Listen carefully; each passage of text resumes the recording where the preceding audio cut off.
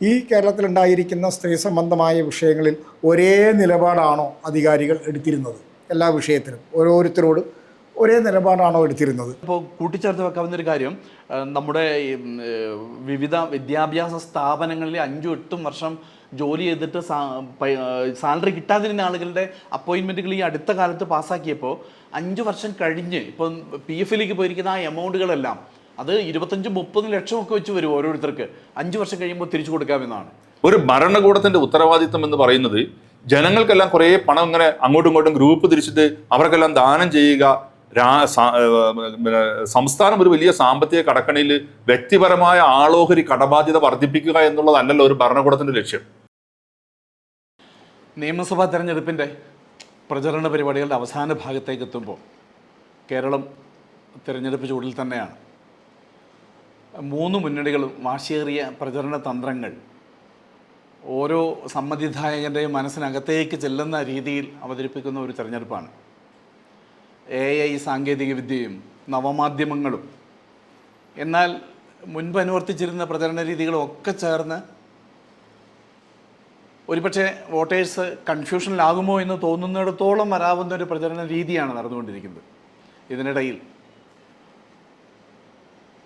10 വർഷങ്ങൾക്ക് ശേഷമുള്ള പുതിയൊരു സർക്കാർ LDF സ്വപ്നം കാണുമ്പോൾ 10 വർഷത്തെ കാത്തിരിപ്പിന് അവസാനമിട്ടുകൊണ്ട് ഒരു പുതിയ രീതിയിൽ ഒരു ഗവൺമെൻറ്റിനെ അവതരിപ്പിക്കാനാണ് UDF ശ്രമിക്കുന്നത്. BJP-യിലേക്ക് വരുമ്പോൾ സ്വന്തമായൊരു ഭൂരിപക്ഷം കൈപ്പിടിയിൽ ഒതുക്കാൻ കഴിഞ്ഞില്ലെങ്കിലും 2 മുന്നണികളോട് ഇടയിൽ നിന്ന് ഒരു സർക്കാരിനെ എങ്ങനെ കമാൻഡ് ചെയ്യാൻ കഴിയുമെന്നുള്ള ചിന്ത BJP അവതരിപ്പിക്കുന്നുണ്ട്. ഈ മുന്നണി ബലാബലങ്ങൾക്കിടയിൽ എന്തൊക്കെയാണ് ഈ തെരഞ്ഞെടുപ്പിൻ്റെ ഹൃദയത്തുടിപ്പായി മാറുന്ന വിഷയങ്ങൾ എന്ന ചർച്ചയിലേക്കാണ് നമ്മൾ പോകുന്നത്. അവിടെ സാധാരണക്കാരായ മനുഷ്യരുടെ വിവിധ വേദനകളും അവരുടെ ഉത്കണ്ഠകളും അവരുന്നയിക്കുന്ന ചോദ്യങ്ങളുമൊക്കെ ഈ തെരഞ്ഞെടുപ്പിൻ്റെ ഭാഗമായിട്ടുണ്ട്. ഒരു പ്രധാനപ്പെട്ട ഘടകം 10 വർഷം ഭരിച്ച ഒരു സർക്കാരിന് എതിരെയുള്ള ഒരു വികാരം നിലവിലുണ്ടോ, അത് ഈ തിരഞ്ഞെടുപ്പിനെ നിർണ്ണയിക്കുന്നതിലൊരു പ്രധാനപ്പെട്ട ഘടകമാകുമോ എന്നത് LDF-യുമായി ബന്ധപ്പെട്ടാണെങ്കിൽ UDF-ൻ്റെ അകത്തെ പടലപ്പിണക്കങ്ങളായിരുന്നു സാധാരണഗതിയിൽ ഇത്തരം ഇലക്ഷനുകളിലെ ഒരു പ്രധാനപ്പെട്ട പ്രശ്ന മേഖല. അതൊരു പരിധിയോളം അവിടെ പരിഹരിച്ചു നിൽക്കുന്നു. പക്ഷേ മുഖ്യമന്ത്രി ആരെ എന്ന ചോദ്യത്തിന് ഇപ്പോഴും UDF ഹൈക്കമാൻഡിലേക്ക് നോക്കി തന്നെയാണ് ഉത്തരങ്ങൾ പറഞ്ഞുകൊണ്ടിരിക്കുന്നത്. ഈ ഒരു വിഷയ മേഖലയിൽ നിന്നിട്ട് അതിൻ്റെ വിവിധ ഭാഗങ്ങളിലേക്ക് ഈ ചർച്ച കടന്നു പോവുകയാണ്. അവസാന ഭാഗത്തേക്ക് എത്തുമ്പോൾ കേരളീയ ജനസമൂഹത്തിൻ്റെ ഒരു ചെറിയ പരിപ്രേക്ഷ്യം, അതിൻ്റെ ഒരു പരിച്ഛേദം എന്തു ചിന്തിക്കുന്നു, അത് പ്രത്യേകിച്ച് വയനാടിൻ്റെ ഒരു മേഖലയിൽ നിന്നുകൊണ്ടുള്ള ചിന്തകൾക്ക് വലിയ പ്രാധാന്യമുണ്ട്. അതാണ് അവിടെ പ്രധാനപ്പെട്ട വിഷയം ആയി എനിക്ക് ഉന്നയിക്കാൻ തോന്നുന്നത്. സാധാരണ മനുഷ്യരുടെയും കർഷകരുടെയും പ്രശ്നങ്ങൾ തന്നെയാണ്. കാർഷിക മേഖലയെ അതേ അർത്ഥത്തിൽ ഇതുവരെ ഈ ഇലക്ഷൻ്റെ പ്രൊപ്പഗാൻഡകൾ അഡ്രസ്സ് ചെയ്തിട്ടില്ല എന്നൊരു സന്ദേഹം തന്നെയാണ് മുൻപോട്ട് വെക്കാനുള്ളത്. അതൊരുപക്ഷെ മാറുന്ന നമ്മുടെ കേരളീയ സമൂഹത്തിൻ്റെ ഒരു ചിന്താധാരകളിലേക്ക് കൂടി വരുന്നതാകാം. കർഷക സമൂഹത്തെ അങ്ങനെ തന്നെ പരിഗണിക്കേണ്ടതുണ്ടോ? റബ്ബറിന് 300 രൂപ തറവില, അങ്ങനെ ഇങ്ങനെ ചില കാര്യങ്ങൾ അവിടെ ഇവിടെയൊക്കെ വന്നു എന്നല്ലാതെ നമ്മുടെ പ്രകടന പത്രികകളിൽ പോലും മുൻപ് കാർഷിക മേഖലയുമായി ബന്ധപ്പെട്ട കുറച്ച് കാര്യങ്ങളെങ്കിലും പ്രതിപാദിച്ചു പോകുമായിരുന്നെങ്കിൽ അതുപോലും ഇല്ലാത്ത ഒരു തെരഞ്ഞെടുപ്പായിട്ട് എനിക്ക് തോന്നുകയാണ്. ഇത്തരം കാര്യങ്ങളുമായി ബന്ധപ്പെട്ട വിവിധ ചർച്ചകളുടെ ഭാഗത്ത് മറ്റു കാര്യങ്ങൾ കൂട്ടിച്ചേർത്ത് പറയാമെന്ന് കരുതുന്നു. ഈ ജോസഫ് തുടക്കത്തിൽ തന്നെ പറഞ്ഞ ഒരു കാര്യം, ഒരു തിരഞ്ഞെടുപ്പിൻ്റെ ചൂടിലാണ് നമ്മൾ എന്നുള്ളതാണ്. അപ്പോൾ ഈ തിരഞ്ഞെടുപ്പിൻ്റെ ചൂടിൽ നമ്മൾ എന്നുള്ള ഒരു പ്രയോഗം, ഈ നമ്മൾ എന്ന് പറയുന്നത് പൊതുസമൂഹത്തെ ആയിരിക്കും നമ്മൾ ഉദ്ദേശിക്കാമെന്ന് ഞാൻ വിചാരിക്കാം. അപ്പോൾ പൊതുസമൂഹം എപ്പോഴും ഒരു തിരഞ്ഞെടുപ്പിനെ അത്രയും അങ്ങോട്ട് സ്വീകാര്യതയോടെ വളരെ പ്രതീക്ഷയോടെ കാണുന്നുണ്ടോ എന്നുള്ളത് ഒരു ചോദ്യമായി തന്നെ തുടങ്ങാമെന്ന് ഞാൻ വിചാരിക്കാം. കാരണം ഒരു പൊതുസമൂഹം ഒരു തിരഞ്ഞെടുപ്പിനെ കാണുമ്പോൾ അവരുടെ പ്രശ്നങ്ങളെ അഡ്രസ്സ് ചെയ്യുന്ന, അവരുടെ ജീവിതത്തെ കുറച്ചും കൂടി മെച്ചപ്പെടുത്താൻ പറ്റുന്ന രീതിയിലേക്കുള്ള ഒരു സർക്കാർ വരാൻ പോകുന്ന സംവിധാനം, അങ്ങനെ പ്രതീക്ഷ വയ്ക്കാൻ പറ്റുന്ന ഒരു സർക്കാർ വരണം എന്നുള്ളൊരു ആഗ്രഹത്തോടു കൂടിയായിരിക്കും ഒരു പൊതുസമൂഹം ഒരു തിരഞ്ഞെടുപ്പിനെ നോക്കിക്കാണാൻ വേണ്ടി പോകുന്നത്. അപ്പോൾ ശരിക്കും അങ്ങനെയുള്ള ഒരു അധികാരത്തിന് വേണ്ടിയാണോ ഇവിടുത്തെ അലയൻസുകൾ നിലകൊള്ളുന്നത്? അതോ കേവലമായ അധികാരം നേടിയെടുക്കാനുള്ള ശ്രമമായിട്ട് തിരഞ്ഞെടുപ്പിൽ വരാൻ അധികാരത്തിലേക്ക് എത്താനുള്ളൊരു വഴി ആണ് തിരഞ്ഞെടുപ്പ്. ആ ഒരു തിരഞ്ഞെടുപ്പിൽ ആ വഴി ഒരുക്കി തരേണ്ട ആളുകളെ സ്വാധീനിക്കാനുള്ള ചില ചെപ്പടി വിദ്യകൾ മാത്രമായി ഈ തെരഞ്ഞെടുപ്പ് പ്രചരണങ്ങളും അവരുടെ വാഗ്ദാനങ്ങളും മാറുന്നുണ്ടോ? അപ്പോൾ ഒരു സർക്കാർ എന്ന് പറയുന്നത് എന്താണെന്ന് പോലും ശരിക്കും ജനം പോലും മറന്നുപോയിട്ടുള്ള ഒരു സാഹചര്യം ഇപ്പോൾ ഉള്ളപ്പോൾ തിരഞ്ഞെടുപ്പുകളിലാണ് ഇത്തരം ചർച്ചകൾ ഉയർന്നു വരേണ്ടത്. മുന്നണി എന്ത് പറയുന്നു, മുന്നണി എന്ത് വാഗ്ദാനം ചെയ്യുന്നു എന്നുള്ളതിനപ്പുറത്ത് ജനം മുന്നണികളിൽ നിന്ന് എന്ത് പ്രതീക്ഷിക്കുന്നു എന്നും കൂടി പറയാനുള്ള അവസരമായി ഇത്തരം ചർച്ചകൾ ഉയർന്നു വരുമ്പോൾ എവിടെയെങ്കിലുമൊക്കെ ചില ആശയങ്ങളൊക്കെ ചിലർക്ക് കിട്ടും. അപ്പം മുന്നണികൾ അവരുടെ പ്രകടന പത്രികകൾ മുന്നോട്ട് വെച്ചിട്ടുണ്ട്. 3 പേരുടെയും മുന്നണികളുടെ പ്രകടന പത്രിക പരിശോധിച്ച് നോക്കിയാൽ നമുക്ക് മേഖലകളെല്ലാം ഒന്ന് തന്നെയാണ്, ആശയങ്ങളും ഒന്ന് തന്നെയാണ്. ഒരു രീതിയിലല്ലെങ്കിൽ മറ്റൊരു രീതിയിലാണത് പറഞ്ഞു വയ്ക്കുന്നതെന്ന് മാത്രമേ ഉള്ളൂ. അപ്പോൾ ഈ അധികാരം ആർക്ക് വേണ്ടിയാണ്, ആ ആൾക്കൂട്ടം എന്താണ് അധികാരത്തിൽ നിന്ന് പ്രതീക്ഷിക്കുന്നത്, അങ്ങനെ നമ്മൾ പ്രതീക്ഷിക്കുന്ന വല്ലതുമൊക്കെ ഇന്നത്തെ സംവിധാനങ്ങൾ മുന്നോട്ട് വയ്ക്കുന്നുണ്ടോ എന്നുള്ളതാണ് എൻ്റെ ഉള്ളിലൂടെ പെട്ടെന്ന് ഞാനൊരു തിരഞ്ഞെടുപ്പിനെക്കുറിച്ച് ചിന്തിക്കുമ്പോൾ എനിക്ക് തോന്നിയൊരു ആദ്യത്തെ ചിന്തയായി വന്നത്. പിന്നെ അതിനെ പിടിച്ച് നമുക്ക് പോകുമ്പോൾ ഓരോരോ മേഖലകളിലേക്കും ഓരോരോ മുന്നണികളിലേക്കും അവർ വരാൻ പോകുന്ന സാധ്യതകളിലേക്കുമൊക്കെ നമ്മുടെ ചർച്ചകൾ കുറച്ചും കൂടി ഒന്ന് ഒതുങ്ങിപ്പോകും. നമ്മുടെ ഇത്തരം ചർച്ചകളൊക്കെ അങ്ങനെ പോകാമെന്ന് ഞാനിങ്ങനെ ഒരു ചിന്ത തോന്നുകയാണ്. അതിൽ സാലുവിന് എന്താ പറയാനുള്ള ആശയമായിട്ട് ബന്ധപ്പെട്ട് അതായത് നിങ്ങൾ രണ്ടുപേരും പറഞ്ഞിട്ടുള്ള കാര്യങ്ങളിൽ മുഴച്ചു നിൽക്കുന്ന ഒന്ന്, പ്രകടന പത്രികകളുടെ ഒരു താരതമ്യം അതുണ്ടാവണം. 2, പ്രകടന പത്രികകളെ സമീപിക്കുന്നതിന് മുമ്പ് കേരളത്തിലെ ജനങ്ങൾ ഈ ഒരു പൊതു തെരഞ്ഞെടുപ്പിനെ എങ്ങനെയാണ് നോക്കിക്കാണുന്നത്? അതാണ് ഞാൻ സെബാസ്റ്റ്യൻ സാർ പറഞ്ഞ പോയിന്റ് അതാണ്. കേരളത്തിലെ ജനങ്ങൾ എങ്ങനെയാണ് ഈ പൊതു തെരഞ്ഞെടുപ്പിനെ നോക്കിക്കാണുന്നത്? എനിക്ക് വ്യക്തിപരമായിട്ട് തോന്നുന്ന ഒരു അഭിപ്രായം, മുൻകാല കേരളത്തിൻ്റെ രാഷ്ട്രീയ ചരിത്രം എടുത്ത് പരിശോധിച്ചാൽ, തെരഞ്ഞെടുപ്പുകൾ എടുത്ത് പരിശോധിച്ചാൽ, ആ തെരഞ്ഞെടുപ്പുകളെല്ലാം കേവലം അധികാരത്തിൽ വരുന്നതിന് വേണ്ടിയിട്ടുള്ള ഒരു എളുപ്പ വഴിയോ കുറുക്കു വഴിയോ ആയിട്ടും കാണുന്ന സമീപനം കേരളത്തിലെ രാഷ്ട്രീയ പാർട്ടികൾക്കും മുന്നണികൾക്കും ഇന്ന് കാണുന്ന അത്ര തീവ്രമായിട്ടുണ്ടായിരുന്നില്ല. ഇലക്ഷൻ ഭരിക്കുന്ന കക്ഷി ചിലപ്പോൾ തോക്കാം, ജയിക്കാം, പ്രതിപക്ഷത്തിരിക്കുന്ന കക്ഷി ഭരണത്തിലേക്ക് വരാം, ഇത്തരമുള്ള രാഷ്ട്രീയ സാഹചര്യങ്ങളെല്ലാം കേരളത്തിലുണ്ടായിട്ടുണ്ട്. പക്ഷേ ഇപ്രാവശ്യത്തെ തെരഞ്ഞെടുപ്പ് എടുത്ത് പരിശോധിക്കുമ്പോൾ കേരളം ആഗ്രഹിക്കുന്ന പൊതുവിഷയങ്ങളിലേക്ക് ചർച്ച എത്തിപ്പെടാതെ ഇതുവരെ കേരളത്തിലെ എല്ലാ രാഷ്ട്രീയ പാർട്ടികളും മുന്നണികളും സ്വീകരിച്ചു വന്നിരുന്ന ചില നയ സമീപനങ്ങളുണ്ട്. അത് മതേതരത്തെ സംബന്ധിച്ചായിക്കൊള്ളട്ടെ, മുഖ്യധാര രാഷ്ട്രീയ സംവിധാനങ്ങളെക്കുറിച്ചായിക്കൊള്ളട്ടെ, ഭരണ സംവിധാനങ്ങളെക്കുറിച്ചായിക്കൊള്ളട്ടെ, ഏറ്റവും പ്രധാനം അതിൻ്റെ സെക്കുലറിസ്റ്റ് കാഴ്ചപ്പാടാണ്.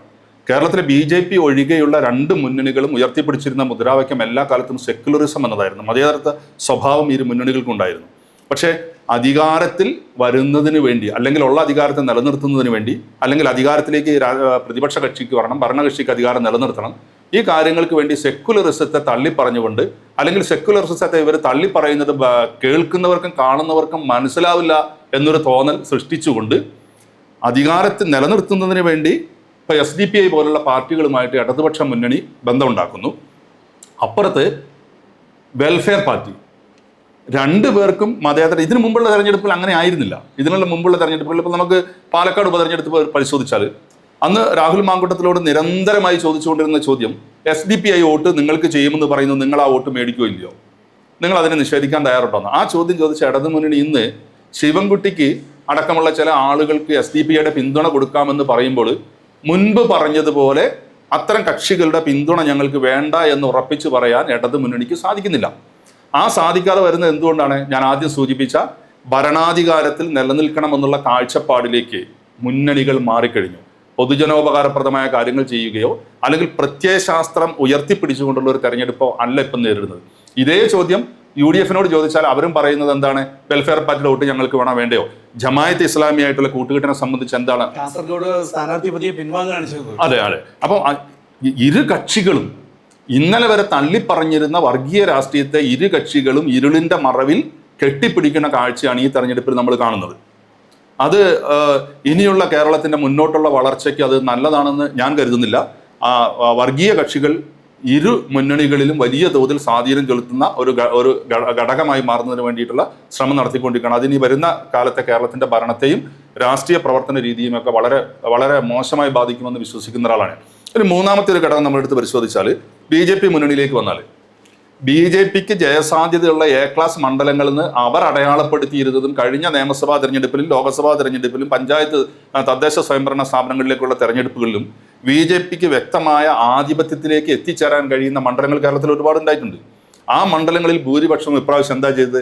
2020 BJP എടുക്കാതെ സംസ്ഥാനത്തിന്റെ കീഴിലുള്ള ജില്ലാ ഘടകങ്ങളുടെ അഭിപ്രായം പോലും പരിഗണിക്കാതെ സംസ്ഥാന നേതൃത്വവും ദേശീയ നേതൃത്വവുമായി കൂടിച്ചേർന്നുകൊണ്ട് ആ സീറ്റുകൾ മുഴുവൻ 2020 എന്ന് പറയുന്ന രാഷ്ട്രീയ പാർട്ടിക്ക് കൊടുക്കരുത്. 2020 കേരളം മുഴുവനുള്ള ഒരു രാഷ്ട്രീയ പാർട്ടി അല്ല. സ്വാഭാവികമായും അവിടെ ഒരു മതരാഷ്ട്രീയം മധ്യ തിരുവിതാംകൂർ കേന്ദ്രീകരിച്ച് ഈ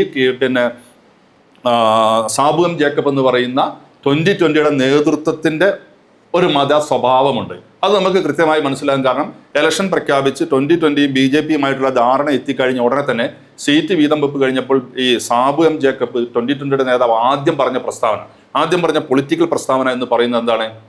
അവരുടെ ഒരു മതത്തിലെ ക്രിസ്ത്യൻ മതത്തിലെ ഓർത്തഡോക്സ് വിഭാഗം യാക്കോബായ വിഭാഗവും തമ്മിൽ തല്ല് പരിഹരിക്കുന്നതിന് പ്രധാനമന്ത്രി BJPയുടെ നേതാവ് മധ്യസ്ഥം വഹിക്കണമെന്നാണ് പറഞ്ഞത്.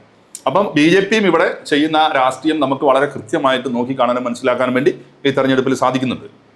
അതിൻ്റെ കൂടെ പശ്ചാത്തലത്തിൽ വേണം ഇവർ തയ്യാറാക്കിയ പ്രകടന പത്രികയിലേക്ക് നമ്മൾ പ്രവേശിക്കാൻ. ഇവർ തയ്യാറാക്കിയ പ്രകടന പത്രിക കേരളത്തിന്റെ സമഗ്ര വികസനത്തെയാണോ ലക്ഷ്യം വെക്കുന്നത്, അതോ സെക്ടറുകളായി തിരിച്ചിട്ട് ആളുകളെ കാറ്റഗറൈസ് ചെയ്തിട്ട് ഓരോ വിഭാഗത്തിനും കുറെ ആനുകൂല്യങ്ങളെ പ്രഖ്യാപിച്ചുകൊണ്ട് വോട്ടിനെ സ്വാധീനിച്ച് എൻ്റെ ഭരണം ഉറപ്പാക്കുക അല്ലെങ്കിൽ എനിക്ക് ഭരണം നേടിയെടുക്കുക എന്നുള്ള ലക്ഷ്യത്തിലേക്ക് ഇതുപോലും പോകുന്നുണ്ടോ, ക്ഷേമ പദ്ധതികൾ പോലും പോകുന്നുണ്ടോ എന്ന് എനിക്ക് അവരുടെ പ്രഖ്യാപനത്തിൽ സംശയമുണ്ട്. സാലു പറഞ്ഞതിനകത്താണ് ഞാൻ ആ ചോദ്യം വരുന്നത്. ഉദാഹരണത്തിന് ഒരു തെരഞ്ഞെടുപ്പ് മുന്നോട്ട് വരുമ്പോൾ തെരഞ്ഞെടുപ്പിലേക്ക് രാഷ്ട്രീയ തെരഞ്ഞെടുപ്പാണ് ഉണ്ടാവുക. രാഷ്ട്രീയ കാര്യങ്ങൾ മുൻനിർത്തി രാഷ്ട്രീയ കക്ഷികൾ തമ്മിൽ മത്സരിക്കുന്ന, ആ കക്ഷികൾ ചേർന്ന് കൂട്ടുകെട്ടുകൾ ഉണ്ടാക്കി മത്സരിക്കുന്ന ഒരു സംവിധാനമാണ്. അത് ഇന്ത്യ എന്ന ഒരു ജനാധിപത്യ രാജ്യത്താണ് ഇത് നടക്കുന്നത്. ഇന്ത്യ എന്ന ജനാധിപത്യ രാജ്യത്തിൻ്റെ സവിശേഷതകളിൽ ഏറ്റവും പ്രധാനപ്പെട്ടതാണ് നമ്മളിപ്പോൾ സാലു ഉപയോഗിച്ച സെക്യുലറിസം എന്ന് പറയുന്ന കാര്യം. ഈ സെക്യുലറിസം സംരക്ഷിക്കപ്പെടുകയും എല്ലാവർക്കും തുല്യ അവസരം നൽകുകയും എല്ലാവരെയും തുല്യരായി കാണുന്ന ഒരു അധികാരി ഉണ്ടാവുക എന്നുള്ളതാണ് ഈ സെക്യുലറിസം സംസാരിക്കപ്പെടുന്ന സ്ഥലത്തുണ്ടാവുന്നത്.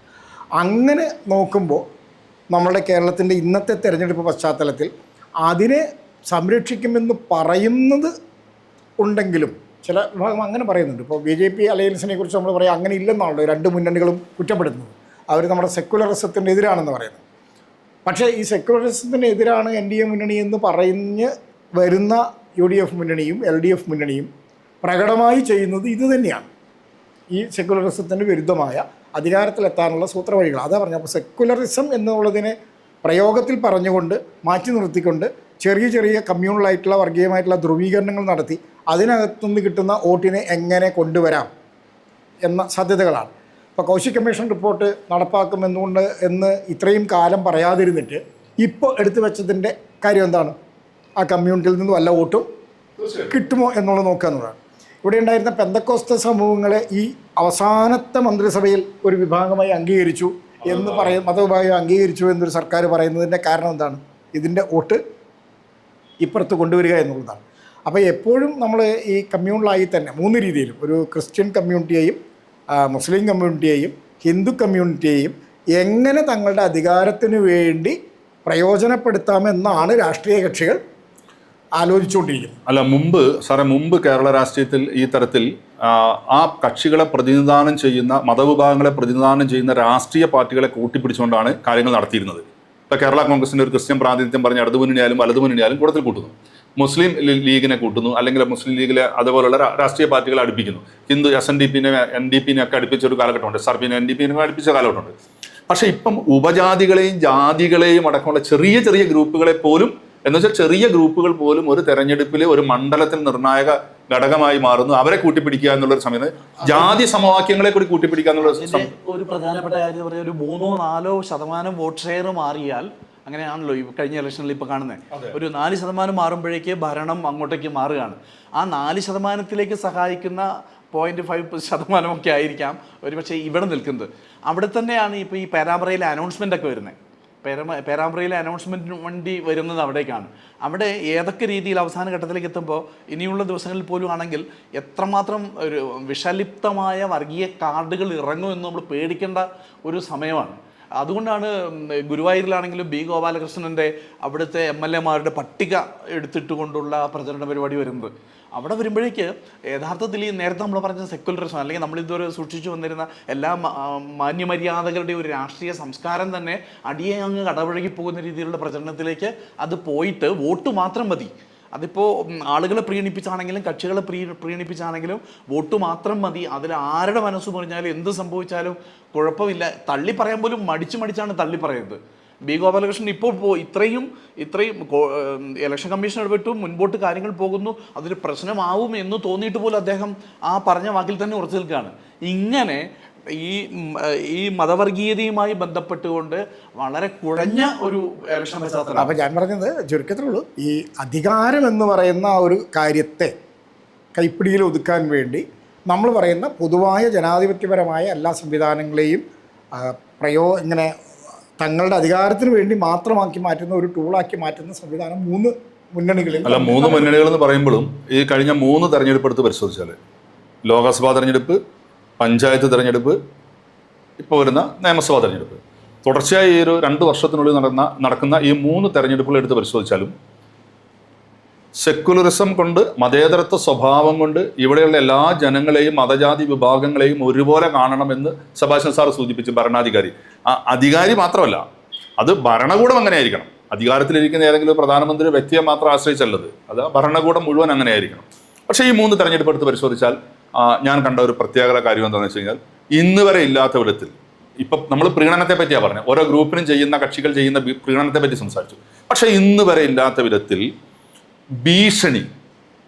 ഭീഷണിയുടെ അന്തരീക്ഷം സൃഷ്ടിച്ചിട്ട് ഗ്രൂപ്പുകളുടെ വോട്ട് അതേപടി വാങ്ങാൻ പറ്റുന്നൊരു കിട്ടുമോ എന്നുള്ളൊരു ശ്രമം കേന്ദ്രം ഭരിക്കുന്ന കക്ഷിയുടെ ഭാഗത്തുനിന്ന് ഉണ്ടായിട്ടുണ്ട്.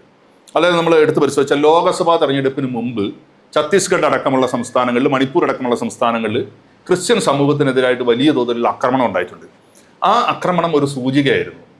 എന്നിട്ട് ഇലക്ഷൻ തൊട്ടുമുമ്പ് ആക്രമണം സംസാരിക്കുന്നു, അടങ്ങുന്നു, ഒതുങ്ങുന്നു, തെരഞ്ഞെടുപ്പിലേക്ക് പോകുന്നു. രണ്ടാമത്തെ തെരഞ്ഞെടുപ്പ് നമ്മളെടുത്ത് പരിശോധിച്ചാൽ ഇപ്പോൾ അവസാനം നടന്ന പഞ്ചായത്ത് തെരഞ്ഞെടുപ്പ്, തദ്ദേശ സ്വയംഭരണ സ്ഥാപനങ്ങളിലേക്ക് ഉള്ള തെരഞ്ഞെടുപ്പ് നടക്കുന്ന അതേ സമയത്താണ്, അതിൻ്റെ തെരഞ്ഞെടുപ്പിൻ്റെ മൂർധന്യത്തിൽ നിൽക്കുന്ന സമയത്താണ് നോർത്ത് ഇന്ത്യയിൽ സിസ്റ്റേഴ്സ് ആക്രമിക്കപ്പെടുന്നത്, സിസ്റ്റേഴ്സ് അറസ്റ്റിലാക്കപ്പെടുന്നു. BJP ഭരിക്കുന്ന സംസ്ഥാന ഗവൺമെൻറ് സിസ്റ്റേഴ്സിനെ അറസ്റ്റ് ചെയ്യുന്നു. അതൊരു ഭീഷണിയാണ്. ഇപ്പോൾ ഈ തെരഞ്ഞെടുപ്പ് വന്നു കഴിഞ്ഞ സമയത്തേക്ക് FCRA നിയമം കൊണ്ടുവരുന്നു. ആ നിയമം വെച്ച് ക്രൈസ്തവ സമൂഹത്തെ പരിപൂർണമായിട്ട് നിയന്ത്രിച്ച് കളയാമെന്നുള്ള രൂപത്തിൽ ഒരു ഭീഷണിയുടെ സ്വരം, ജനാധിപത്യത്തിന് ഭൂഷണമല്ലാത്ത ഭീഷണിയുടെ സ്വരം ഗവൺമെൻറ്റിൻ്റെ ഭാഗത്തു നിന്ന്, കേന്ദ്ര ഗവൺമെൻറ്റിൻ്റെ ഭാഗത്തു നിന്ന്, അല്ലെങ്കിൽ കേന്ദ്രം ഭരിക്കുന്ന പാർട്ടിയുടെ ഭാഗത്തു നിന്ന് ഉണ്ടാകുന്നുണ്ട് എന്നുള്ളത് വളരെ വിഷമകരമായ സാഹചര്യത്തെയാണ് ഇന്ത്യൻ രാഷ്ട്രീയത്തിൽ സൃഷ്ടിച്ചിട്ടുള്ളത്. അത് പരിശോധിക്കുമ്പോൾ തന്നെ എനിക്ക് എൻ്റെ ഒരു സംശയം ഇതാണ്, BJPക്കുള്ളിൽ അല്ലെങ്കിൽ BJP എന്ന് പറയുന്ന നയം നടപ്പിലാക്കുന്നത് RSSൻ്റെ നയമാണല്ലോ അവർ കേന്ദ്രത്തിൽ നടപ്പിലാക്കുന്നത്. ഈ നയം നടപ്പിലാക്കുന്ന പാർട്ടിക്കുള്ളിൽ രണ്ട് അഭിപ്രായ ചേരി രൂപപ്പെട്ടിട്ടുണ്ടോ എന്ന് ഞാൻ സംശയിക്കുന്നുണ്ട്. ഒന്ന്, ക്രൈസ്തവ സമൂഹത്തെ എങ്ങനെ ചേർത്ത് പിടിക്കണമെന്ന് ചിന്തിക്കുന്ന കേരളത്തിലെ നേതൃത്വം, അല്ലെങ്കിൽ അവർക്ക് സ്വാധീനമുള്ള ഒരു ചിന്ത. രണ്ടാമത്തെ നേതൃത്വം ഇവരുമായി സമരസപ്പെട്ടു പോയിക്കൊണ്ടല്ല, ഇവരെ ഭീഷണിപ്പെടുത്തിയും നിയമനിർമ്മാണത്തിലൂടെയും വരുതിയിലാക്കി നിർത്താമെന്ന് ചിന്തിക്കുന്ന മറ്റൊരു വിഭാഗം, ഒരു ചിന്തയും അതിനുള്ളിൽ രൂപപ്പെട്ടിട്ടുണ്ടോ എന്ന് നമ്മൾ സംശയിക്കണം. പലപ്പോഴും തെരഞ്ഞെടുപ്പിന്റെ മുൻപിലേക്ക് പോകുമ്പോൾ ഈ രണ്ടാമത് പറഞ്ഞ ഭീഷണിയുടെ സ്വരത്തിൽ ആളുകളെ ചേർത്ത് നിർത്താം എന്ന് ചിന്തിക്കുന്നവർക്ക് അപ്പർ ഹാൻഡ് കിട്ടുന്നതാണ് ഈ ഉണ്ടായ സംഭവങ്ങൾ. ഈ 3 സംഭവങ്ങളെ ഞാൻ താരതമ്യം ചെയ്യുമ്പോൾ എനിക്ക് തോന്നുന്നൊരു കാര്യമാണ്, അത് ഇന്നുവരെ ഇന്ത്യൻ രാഷ്ട്രീയത്തിൽ ഉണ്ടാവാത്തൊരു സംഭവമാണ്. തെരഞ്ഞെടുപ്പ് പ്രഖ്യാപിക്കുന്ന സമയത്ത് നിയമങ്ങളിലൂടെയും ആക്രമണങ്ങളിലൂടെയും, ആ സ്റ്റേറ്റിലല്ല, മണിപ്പൂരല്ല തെരഞ്ഞെടുപ്പ് നടക്കുന്നത് ഛത്തീസ്ഗഡിലല്ല, കേരളത്തിൽ തെരഞ്ഞെടുപ്പ് നടക്കുന്ന സമയത്താണ് എന്തുണ്ടാവുന്നത്? ഈ തരത്തിൽ ക്രിസ്ത്യൻസ് കൂടുതലായി വസിക്കുന്ന ആദിവാസി പിന്നോക്ക ജനവിഭാഗങ്ങൾ ഉൾക്കൊള്ളുന്ന ക്രൈസ്തവ സമൂഹം, അവിടെ അങ്ങനെയാണല്ലോ നോർത്ത് ഇന്ത്യൻ സ്റ്റേറ്റിൽ കൂടുതലും, അവർ താമസിക്കുന്നിടത്ത് അവരെ ആക്രമിച്ചുകൊണ്ട് ഇവിടെയുള്ള ക്രൈസ്തവരെ ഭീഷണിപ്പെടുത്തുന്ന ഒരു സമീപനം, അത് ഈ 3 തെരഞ്ഞെടുപ്പിനെടുത്ത് പരിശോധിക്കുമ്പോൾ അത് വളരെ ഗൗരവമായിട്ട് പ്രണയത്തിലും യുദ്ധത്തിലും എന്തും ആവാം എന്നൊരു ചൊല്ലുണ്ടല്ലോ, അങ്ങനെ ഉണ്ടെന്നാണ്. അങ്ങനെ പ്രണയിച്ചവരും യുദ്ധം ചെയ്തവരൊക്കെ അങ്ങനെ എപ്പോഴും പറഞ്ഞിട്ടുണ്ട്. അത് തന്നെയാണ് അതിൻ്റെ സാങ്കത്യവും. അപ്പോൾ ആ ഒരു തത്വം വെച്ചിട്ട് ഈ സാമധാന ഭേദദണ്ഡങ്ങളെല്ലാം എടുത്ത് ഇതൊരു യുദ്ധമാണ്, പ്രണയമൊന്നും ഇവിടെയില്ല, ആരോടും ആർക്കും ഒരു പ്രണയവും ഈ തെരഞ്ഞെടുപ്പിൻ്റെ ഗോതയിൽ നമ്മൾ കാണുന്ന പ്രണയമൊക്കെ കള്ളപ്രണയങ്ങളാണെന്ന് ഒരു പരിധിയോളം വ്യക്തമാണ്. പക്ഷേ ഇത് യുദ്ധമാണെന്നുള്ളതിലൊരു സംശയവുമില്ല. ചില കക്ഷികളെ സംബന്ധിച്ച്, ചില മുന്നണികളെ സംബന്ധിച്ച് ഇനി ഇവിടെ ഉണ്ടാവണമോ എന്ന് പോലും നിശ്ചയിക്കുന്നൊരു യുദ്ധമായിട്ട് ഇത് മാറുന്നുണ്ട്. അതുകൊണ്ട് തന്നെ ഈ സമാധാന ഭേദദണ്ഡങ്ങളുടെ എല്ലാ കാര്യങ്ങളും ഒരു ഭേദവും ഇല്ലാതെ എടുത്തു പെരുമാറുന്നതായിട്ടാണ് നമുക്ക് തോന്നുന്നത്. സൂചിപ്പിച്ചത് ആദ്യത്തെ കാര്യം അതായിരുന്നു. നമ്മളുടെ ഈ സെക്യുലറിസത്തെ എങ്ങനെയാണ് ഈ മുന്നണികൾ നോക്കിക്കാണുന്നത്? അവർ ജനത്തിൻ്റെ നന്മയാണല്ലോ ഒരു സർക്കാരിൻ്റെ ഏറ്റവും പ്രധാനപ്പെട്ട ഉത്തരവാദിത്വം എന്ന് പറയുന്നത്. അപ്പോൾ ജനനന്മ ഉണ്ടാകണമെങ്കിൽ ഈ പറയുന്ന ആ ഒരു കാര്യം എങ്ങനെയാണ്? അതിപ്പോൾ ഒരു ഭീഷണിയുടെ തലത്തിലാണ് 3 പേരും കാണുന്നത്. ആ 3 പേരും അധികാരത്തിൻ്റെ കാര്യത്തിലേക്ക് നടന്നു കയറാനുള്ള വഴികൾ എങ്ങനെ അതിനെ സങ്കുചിതമായി കാണാമെന്നുള്ളതിൻ്റെ ചർച്ചയാണ് ഇപ്പോൾ നമ്മളിപ്പോൾ നടത്തി വന്നത്. ഒരു കാര്യം കൂടെ നമ്മൾ അപ്പോൾ അതാണ് ഒന്നാമത്തെ കാര്യമായിട്ട് എനിക്ക് തോന്നിയത്. പിന്നെ നമ്മൾ താരതമ്യം ചെയ്യുക, ഇതിൽ ആര് 3 മോശമാണെന്ന് പറയുമ്പോൾ തമ്മിൽ ആരാണ് കുറവ് എന്നുള്ളൊരു പരിശോധനയായിരിക്കും പിന്നെ ജനം നടത്തുക. രണ്ടാമത്തെ കാര്യമാണ് സാലു രണ്ടാമത് സൂചിപ്പിച്ച കാര്യം. അങ്ങനെ നിൽക്കുന്നു. രണ്ടാമത്തെ മേഖല, എന്നെ ഒരു ഭീഷണിയുടെ തലത്തിൽ കൊണ്ടുവന്ന് നിർത്തിയിട്ട് വോട്ട് ചെയ്യാൻ ഞാൻ ഇങ്ങനെ പ്രേരിപ്പിക്കപ്പെടുന്ന ഒരു സാഹചര്യം സൃഷ്ടിച്ചെടുക്കുക. അപ്പോൾ എനിക്ക് ഒരുപാട് കാര്യങ്ങൾ നഷ്ടപ്പെടാനുണ്ടെന്നുള്ളൊരു ഭയം എന്നിൽ ജനിപ്പിച്ചുകൊണ്ട് അത് അധികാരം ഉപയോഗിച്ചാണ് ചെയ്യുന്നത്. ആ ഒരു ഭയത്തെ ഉപയോഗിച്ച് അധികാരം കൈപ്പിടിയിൽ ഒതുക്കാനുള്ള ശ്രമവും നടക്കുന്നുണ്ട്. അത് കൂടുതൽ നടക്കുക അധികാരമുള്ളവർ, നിലവിൽ ആരാണോ അധികാരത്തിലുള്ളത് അവർക്കാണ് അത് കൂടുതൽ ചെയ്യാൻ വേണ്ടി പറ്റും. അപ്പം അത് ഉണ്ടാവില്ല എന്നാണ് മറുപക്ഷം എന്ത് ചെയ്യുന്നത്, ഞങ്ങൾ വന്നാൽ അങ്ങനെ ഉണ്ടാവില്ല എന്നുള്ള ഒരു വാഗ്ദാനം നൽകുകയാണ്. ഇതും അപകടകരമായ ഒരു കാര്യമാണ്. ഒരു ഫ്രീ വില്ലോട് കൂടി ചെയ്യേണ്ട ഒരു കാര്യമാണ് ഒരു വോട്ട് എന്ന് പറയുന്നത്. അപ്പോൾ അവിടെ ഭയത്തിനോ അല്ലെങ്കിൽ ഒരു മതചിന്തയ്ക്കോ അല്ലെങ്കിൽ വർഗചിന്തയ്ക്കോ തൻ്റെ നേട്ടമോ ഒന്നും പരിഗണിക്കാൻ പാടില്ലാത്ത ഒരു സ്വതന്ത്ര തീരുമാനത്തിലാണ് ഒരു വോട്ട് ചെയ്യപ്പെടേണ്ടത്. അങ്ങനെ ചെയ്യാനുള്ള ഒരു സാഹചര്യം മുന്നണികളൊന്നും ഒരുക്കുന്നുണ്ടെന്ന് നമുക്ക് കാണാൻ വേണ്ടി പറ്റില്ല. അപ്പോൾ അതുകൊണ്ട് സ്വതന്ത്രവും നീതിയുക്തവുമായ തെരഞ്ഞെടുപ്പാണെന്നുള്ള പ്രയോഗം തെറ്റാണ്. ഒരു മുന്നണികളിലും അത് കാണാൻ വേണ്ടി പറ്റില്ല. അപ്പോൾ ജനം അങ്ങനെ ചിന്തിക്കേണ്ടതുണ്ട്. അങ്ങനെ പറയാൻ കഴിയണം. നിങ്ങൾ സ്വതന്ത്രമായിട്ടും ഭയമില്ലാതെ ഞങ്ങൾക്ക് വോട്ട് ചെയ്യാൻ പറ്റുന്ന സാഹചര്യം ഉണ്ടാകണം. ഭയം എന്നുള്ളത് പല രീതിയിലുണ്ട്. അപ്പോൾ അധികാരം ഉപയോഗിച്ച് ഉണ്ടാക്കുന്ന ഭയത്തെക്കുറിച്ചാണ് സാലു ഇപ്പോൾ സൂചിപ്പിച്ചത്. രാഷ്ട്രീയ ഗുണ്ടായിസം കാണിക്കുന്നതും ഈ ഭയം ജനിപ്പിക്കാൻ വേണ്ടിയാണ്. അതിപ്പം കേരളത്തിൽ കണ്ണൂരും പാലക്കാട്ടും നടന്നു. ഒരു സ്ഥാനാർത്ഥിക്ക് സ്വതന്ത്രമായ ഒരു സ്ഥലത്ത് പ്രചരണത്തിന് പോകാൻ പറ്റുന്നില്ലെന്ന് പറയുമ്പോൾ അവിടെ എന്താണ് അവിടെ ഉണ്ടാക്കാൻ പോകുന്ന ഭയം എന്ന് പറയുന്നത്?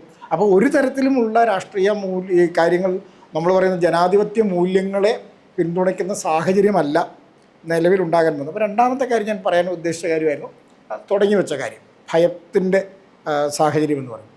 മൂന്നാമത്തത്, എനിക്ക് എന്തെങ്കിലും നഷ്ടപ്പെടാതിരിക്കുകയും വേണം, എനിക്ക് എന്തെങ്കിലും കിട്ടുകയും വേണം. അപ്പോൾ എനിക്ക് കിട്ടാൻ ആര് വരണം എന്നുള്ളതാണ് അടുത്ത ചോദ്യം എന്ന് പറയുന്നത്. അവിടെയാണ് നമ്മൾ പറയുന്നത് ഈ ജനങ്ങളെ ഏറ്റവും കൂടുതൽ കളിയാക്കുന്ന സമീപനമാണ് എല്ലാ മുന്നണികളും ഉപയോഗിക്കുന്നതെന്ന് പറയേണ്ടി വരും. എന്ന് പറഞ്ഞാൽ ഞങ്ങൾ തരുന്ന, പണ്ട് AIPൻ്റെ കവിതയിൽ പറയുന്ന പോലെ, ഞാൻ തരുന്ന നീ എൻ്റെ മുമ്പിൽ അപ്പകഷ്ണങ്ങൾക്ക് വേണ്ടി വാലാട്ടി നിൽക്കുക, ഞാൻ തരുന്ന എല്ലും കഷ്ണം കടിച്ച് നിൻ്റെ വായ മുറിക്കാമെന്ന് AIPൻ കവിതയിൽ എഴുതിയതുപോലെ ഇവരെന്തെങ്കിലും ഇട്ട് തരുന്ന ഔദാര്യങ്ങൾക്ക് വേണ്ടി ഇവിടുത്തെ ജനം ഇങ്ങനെ വാലാട്ടി നൽകുക. അപ്പം കുറച്ച് കിറ്റായിട്ടായിരിക്കും ചിലപ്പോൾ തരിക, അല്ലെങ്കിൽ പെൻഷൻ്റെ ഒരു 50 രൂപ കൂട്ടിയിട്ടായിരിക്കും പിന്നെ തരിക, അല്ലെങ്കിൽ നിങ്ങൾക്ക് ഇന്ന റബ്ബറിന് 300 രൂപ ഞങ്ങൾ തരാം എന്ന് പറയുന്ന ഓഫറാണ്. അപ്പോൾ ഈ ഔദാര്യങ്ങൾ ഇങ്ങനെ ഇട്ട് തന്നുകൊണ്ട് ആ ഔദാര്യങ്ങൾ കൂടുതൽ തരുന്നത് ആരാണോ അവനെ സമീപിക്കുന്ന ഒരു കാര്യം. മറിച്ച് അവകാശങ്ങളെക്കുറിച്ച് ചിന്തിക്കുന്ന ഒരു സമൂഹത്തെ പതുക്കെ സൈലൻ്റ് ആക്കി വെക്കാൻ ഇവർ ശ്രമിക്കുന്നുണ്ട്, ഇല്ലായ്മ വെച്ചാൽ. അപ്പോൾ ഒരിക്കലും നിങ്ങൾ അവകാശങ്ങളെക്കുറിച്ച് ചിന്തിക്കരുത്, ഞങ്ങൾ തരുന്ന ഔദാര്യത്തെക്കുറിച്ച് എന്ത് ചെയ്യാൻ പാടുള്ളൂ, ചിന്തിക്കാവും. കൂടുതൽ ഔദാര്യം തരുന്നവൻ കൂടുതൽ മിടുക്കൻ എന്ന സമീപനമായി വരുന്നൊരു രീതിയുണ്ട്. പിന്നെ തെരഞ്ഞെടുപ്പിനെ ഈ മുന്നണികൾ മൂന്നും സമീപിക്കുന്നത്, നമ്മളിപ്പോൾ ഇടത് മുന്നണിയെ സംബന്ധിച്ചിടത്തോളം, ഭരണത്തിലിരിക്കുന്ന മുന്നണിയെ സംബന്ധിച്ചിടത്തോളം ഇപ്രാവശ്യം ഭരണത്തിൽ നിന്ന് പോവുക എന്ന് പറഞ്ഞാൽ നമ്മളൊക്കെ അപ്പുറത്തുള്ള രാഷ്ട്രീയ സാഹചര്യം, ഭീഷണി ഇടതുമുന്നണി നേരിടുന്നുണ്ട്. കാരണം ഇടതു മുന്നണിക്ക് ഭരണമുണ്ടായിരുന്ന സ്ഥലങ്ങളെന്ന് പറയുന്നത് ത്രിപുരയും പശ്ചിമ ബംഗാളുമാണ്. പശ്ചിമ ബംഗാളിലും ത്രിപുരയിലും ഒരു തെരഞ്ഞെടുപ്പ് കഴിഞ്ഞ് രണ്ടാമത്തെ തെരഞ്ഞെടുപ്പിൽ ഇടതു മുന്നണിയുടെ ഭൂരിപക്ഷം MLA-മാരുടെ എണ്ണം വർദ്ധിക്കുകയായത്. അവിടെ മൂന്നാമത്തെ തെരഞ്ഞെടുപ്പ് കഴിഞ്ഞപ്പോൾ വീണ്ടും വർദ്ധിച്ചു. നാലാമത്തെ തെരഞ്ഞെടുപ്പൊക്കെ എത്തിയപ്പോഴേക്കും, നാലാമത്തെയും അഞ്ചാമത്തെയും തെരഞ്ഞെടുപ്പ് എത്തിയപ്പോഴേക്കും പ്രതിപക്ഷമില്ലാത്ത വിധത്തിൽ ഭീകരമായ വർധനവ്. ഞാൻ ആ ഭീകരമായ വാക്ക് തന്നെ ഉപയോഗിക്കുക. കാരണം 70-80% മുകളിൽ സീറ്റുകളിലേക്ക് ഇടതുപക്ഷ മുന്നണി അധികാരത്തിൽ വന്നു. അതിനകത്ത് സാറ് പറഞ്ഞ ജനത്തിൻ്റെ ഭയപ്പാടിൽ നിന്ന്, അധികാരവർഗത്തോടുള്ള ഭരണകൂടത്തോടുള്ള ജനത്തിൻ്റെ ഭയത്തിൽ നിന്നും അവർ വോട്ട് ചെയ്യുന്നൊരു സാഹചര്യം, ആ സാഹചര്യമാണ് അവിടെ രൂപപ്പെട്ടിരുന്നത്. പക്ഷേ പ്രതിപക്ഷത്ത് ഒരു നേതാവ്, ആ ഭരണത്തെ പിടിക്കാൻ ശേഷിയുള്ള ഒരു നേതാവ് ഇപ്പുറത്തുണ്ട്, വിശ്വസിക്കാൻ അവർക്ക് പറ്റുന്ന ഒരു രാഷ്ട്രീയ നേതൃത്വമുണ്ട് എന്ന് പശ്ചിമ ബംഗാളിൽ മമതാ ബാനർജിയിലൂടെയും പിന്നെ ത്രിപുരയിൽ BJP നേതാവ് വിപ്ലവ് ദാസ് ഗുപ്ത, അദ്ദേഹവും ഉണ്ട്, ഇയാളുടെ പേര് ഞാൻ വിട്ടുപോയി. എന്തായാലും BJP ലീഡർഷിപ്പ് അവിടെ ഉണ്ടായി കഴിഞ്ഞപ്പോൾ ഇടതു മുന്നണിയിൽ നിന്ന് ജനം ഒറ്റക്കെട്ടായി പുറകോട്ട് പോകരുത്. ഒരു സീറ്റ് പോലും നിയമസഭയിൽ 200-ലധികം സീറ്റ് ഉണ്ടായിരുന്ന സ്ഥലത്തും 100-ലധികം സീറ്റ് ഉണ്ടായിരുന്ന സ്ഥലത്തും പ്രതിപക്ഷം നാമമാത്രമായിട്ട് പോലും ഇല്ലാതിരുന്ന സ്ഥലത്ത് ഭരിച്ചുകൊണ്ടിരുന്ന പാർട്ടി ഒറ്റ സീറ്റ് പോലും ഇല്ലാതെ ഒലിച്ചു പോവുകയും ചെയ്യുന്ന ഒരു സാഹചര്യം രൂപപ്പെട്ടു. കഴിഞ്ഞ നിയമസഭാ തെരഞ്ഞെടുപ്പിൽ, അതിന് മുമ്പത്തെ നിയമസഭാ തെരഞ്ഞെടുപ്പിൽ കിട്ടിയതിനേക്കാളും വലിയ ഉയർന്ന ഭൂരിപക്ഷത്തിലാണ് ഇടതുപക്ഷം കേരളത്തിൽ അധികാരത്തിൽ വന്നത്. ഇപ്രാവശ്യത്തെ തെരഞ്ഞെടുപ്പിന് ഇടതുപക്ഷ മുന്നണിയിലെ പ്രവർത്തകർ അങ്ങനെ നോക്കിക്കാണുന്നുണ്ടോ എന്ന് എനിക്കൊരു സംശയമുണ്ട്. കാരണം ഒലിച്ചു പോയാൽ മുന്നണി ഒന്നാകെ ഒലിച്ചു പോകും. പിന്നെ അവർ ഭരണത്തിലേക്ക്, ഈ ഒരു സ്റ്റേറ്റിലും, പിന്നെ ഒരു പ്രാവശ്യം ഇടതുപക്ഷം ഭരണത്തിൽ നിന്ന് പോയ ഒരു സ്റ്റേറ്റിലും ഇന്ത്യയിൽ പിന്നീട് തിരിച്ചു വന്നിട്ടില്ല. തുടർച്ചയായി ഇടതുപക്ഷം ഭരിച്ചതിന് ശേഷം അവിടെ നിന്ന് ഭരണത്തിൽ നിന്ന് പുറത്തുപോയ സ്ഥലത്ത്. കോൺഗ്രസിനെ സംബന്ധിച്ചിടത്തോളം കോൺഗ്രസ് കുറേ സ്ഥലങ്ങളിലൊക്കെ എന്ത് ചെയ്തിട്ടുണ്ട്, ഭരണത്തിലേക്ക് തിരിച്ചു വന്നിട്ടുണ്ട്. പക്ഷേ ഇന്നും ഇന്ത്യയിൽ നാമമാത്രമായ സ്റ്റേറ്റുകൾ മാത്രമേ കോൺഗ്രസിന്റെ കയ്യിലുള്ളൂ. അപ്പൊ കേരളത്തിലെ കോൺഗ്രസിനെ സംബന്ധിച്ചിടത്തോളവും UDFന് നേതൃത്വം നൽകുന്ന കക്ഷി എന്നുള്ള നിലയ്ക്ക് കോൺഗ്രസിനെ സംബന്ധിച്ചിടത്തോളം ഈ തെരഞ്ഞെടുപ്പിൽ അധികാരത്തിൽ വരേണ്ടത് ഏറ്റവും അത്യാവശ്യമായ ഘടകമാണ്. അതിനപ്പുറം ഇലക്ഷൻ പ്രചരണ രംഗത്തെ ആൾ സ്വാധീനവും പ്രചരണ രീതിയും പങ്കാളിത്തവും ഒക്കെ കണ്ടാൽ നമുക്ക് മനസ്സിലാവുന്ന ഒരു കാര്യം, UDF മുന്നണിയിൽ കോൺഗ്രസിനേക്കാൾ ഏറെ ഭരണം വേണമെന്ന് നിർബന്ധമുള്ള രാഷ്ട്രീയ പാർട്ടി മുസ്ലിം ലീഗാണ്. മുസ്ലിം ലീഗിന്റെ പ്രവർത്തകരാണ് UDFന് വേണ്ടി കോൺഗ്രസ് പ്രവർത്തകരെക്കാളും സജീവമായി നിലനിൽക്കുന്നത്. കാരണം കോൺഗ്രസിന് ഇന്ത്യയിലെ കേരളം ഒഴികെയുള്ള കുറച്ച് ഇതര സംസ്ഥാനങ്ങളിൽ ഭരണമുണ്ട്. കർണാടക എടുത്താലും തെലങ്കാന കുറച്ച് സംസ്ഥാനങ്ങളൊക്കെ 4-5 സംസ്ഥാനങ്ങളിൽ ഭരണമുണ്ട്. സ്വാഭാവികമായും അവർക്ക് ഭരണമില്ലാതെ വേണമെങ്കിലും കോൺഗ്രസിന് 5 കൊല്ലം കൂടെ ഒക്കെ നിൽക്കാൻ പറ്റും, അതിനുള്ള ശേഷി ഇവിടെ ഉണ്ട് എന്ന് കോൺഗ്രസിന്റെ വിശ്വാസമുണ്ട്. പക്ഷെ ഞാൻ മനസ്സിലാക്കുന്നത് ലീഗിനെ സംബന്ധിച്ചിടത്തോളം, കാരണം മുസ്ലിം രാഷ്ട്രീയത്തെ കേന്ദ്രീകരിച്ചുകൊണ്ട്, മുസ്ലിം സ്വത്വ രാഷ്ട്രീയത്തെ കേന്ദ്രീകരിച്ചുകൊണ്ട് കേരളത്തിൽ പല മുസ്ലിം സംഘടനകളും പ്രവർത്തിക്കുന്നുണ്ട്. ചിലർക്ക് ഭരണകക്ഷിയുടെ ആനുകൂല്യങ്ങൾ കിട്ടുന്നുണ്ട്, ഭരണകക്ഷിയുമായി ബന്ധപ്പെട്ട സൗകര്യങ്ങൾ കിട്ടുന്ന രാഷ്ട്രീയ പാർട്ടികളുണ്ട്. അപ്പോൾ സ്വാഭാവികമായും ഈ തെരഞ്ഞെടുപ്പ് ഏറ്റവും നിർണായകമായി പ്രതിപക്ഷത്ത് മാറുന്നത്, ഭരണപക്ഷത്ത് CPM എന്നതുപോലെ തന്നെ പ്രതിപക്ഷത്ത് കോൺഗ്രസിനേക്കാൾ നിർണായകമായി മാറുന്നത് മുസ്ലിം ലീഗിനാണ്. സ്വാഭാവികമായും ആ ഒരു പ്രചരണ രീതി, പ്രചരണ സംവിധാനം, പ്രചരണത്തിലെ ആൾക്കൂട്ടമൊക്കെ ലീഗിന്റെ ഭാഗത്തു നിന്നുണ്ടാവുന്നത് നമുക്ക് വലിയ തോതിൽ ദർശിക്കാൻ വേണ്ടി സാധിക്കുന്നുണ്ട്. അതാണ് എനിക്ക് തോന്നുന്നൊരു തെരഞ്ഞെടുപ്പിനെ സംബന്ധിച്ചുള്ള നമ്മുടെ ഒരു പ്രാഥമിക വിലയിരുത്തൽ. അങ്ങനെ അങ്ങ് ചെയ്യാമെന്ന് കരുതുന്നു. ഈ ഒരു ഭാഗത്ത് തീർച്ചയായിട്ടും പറഞ്ഞു പോകേണ്ട 1-2 പേരുകൾ വരുന്നുണ്ട്.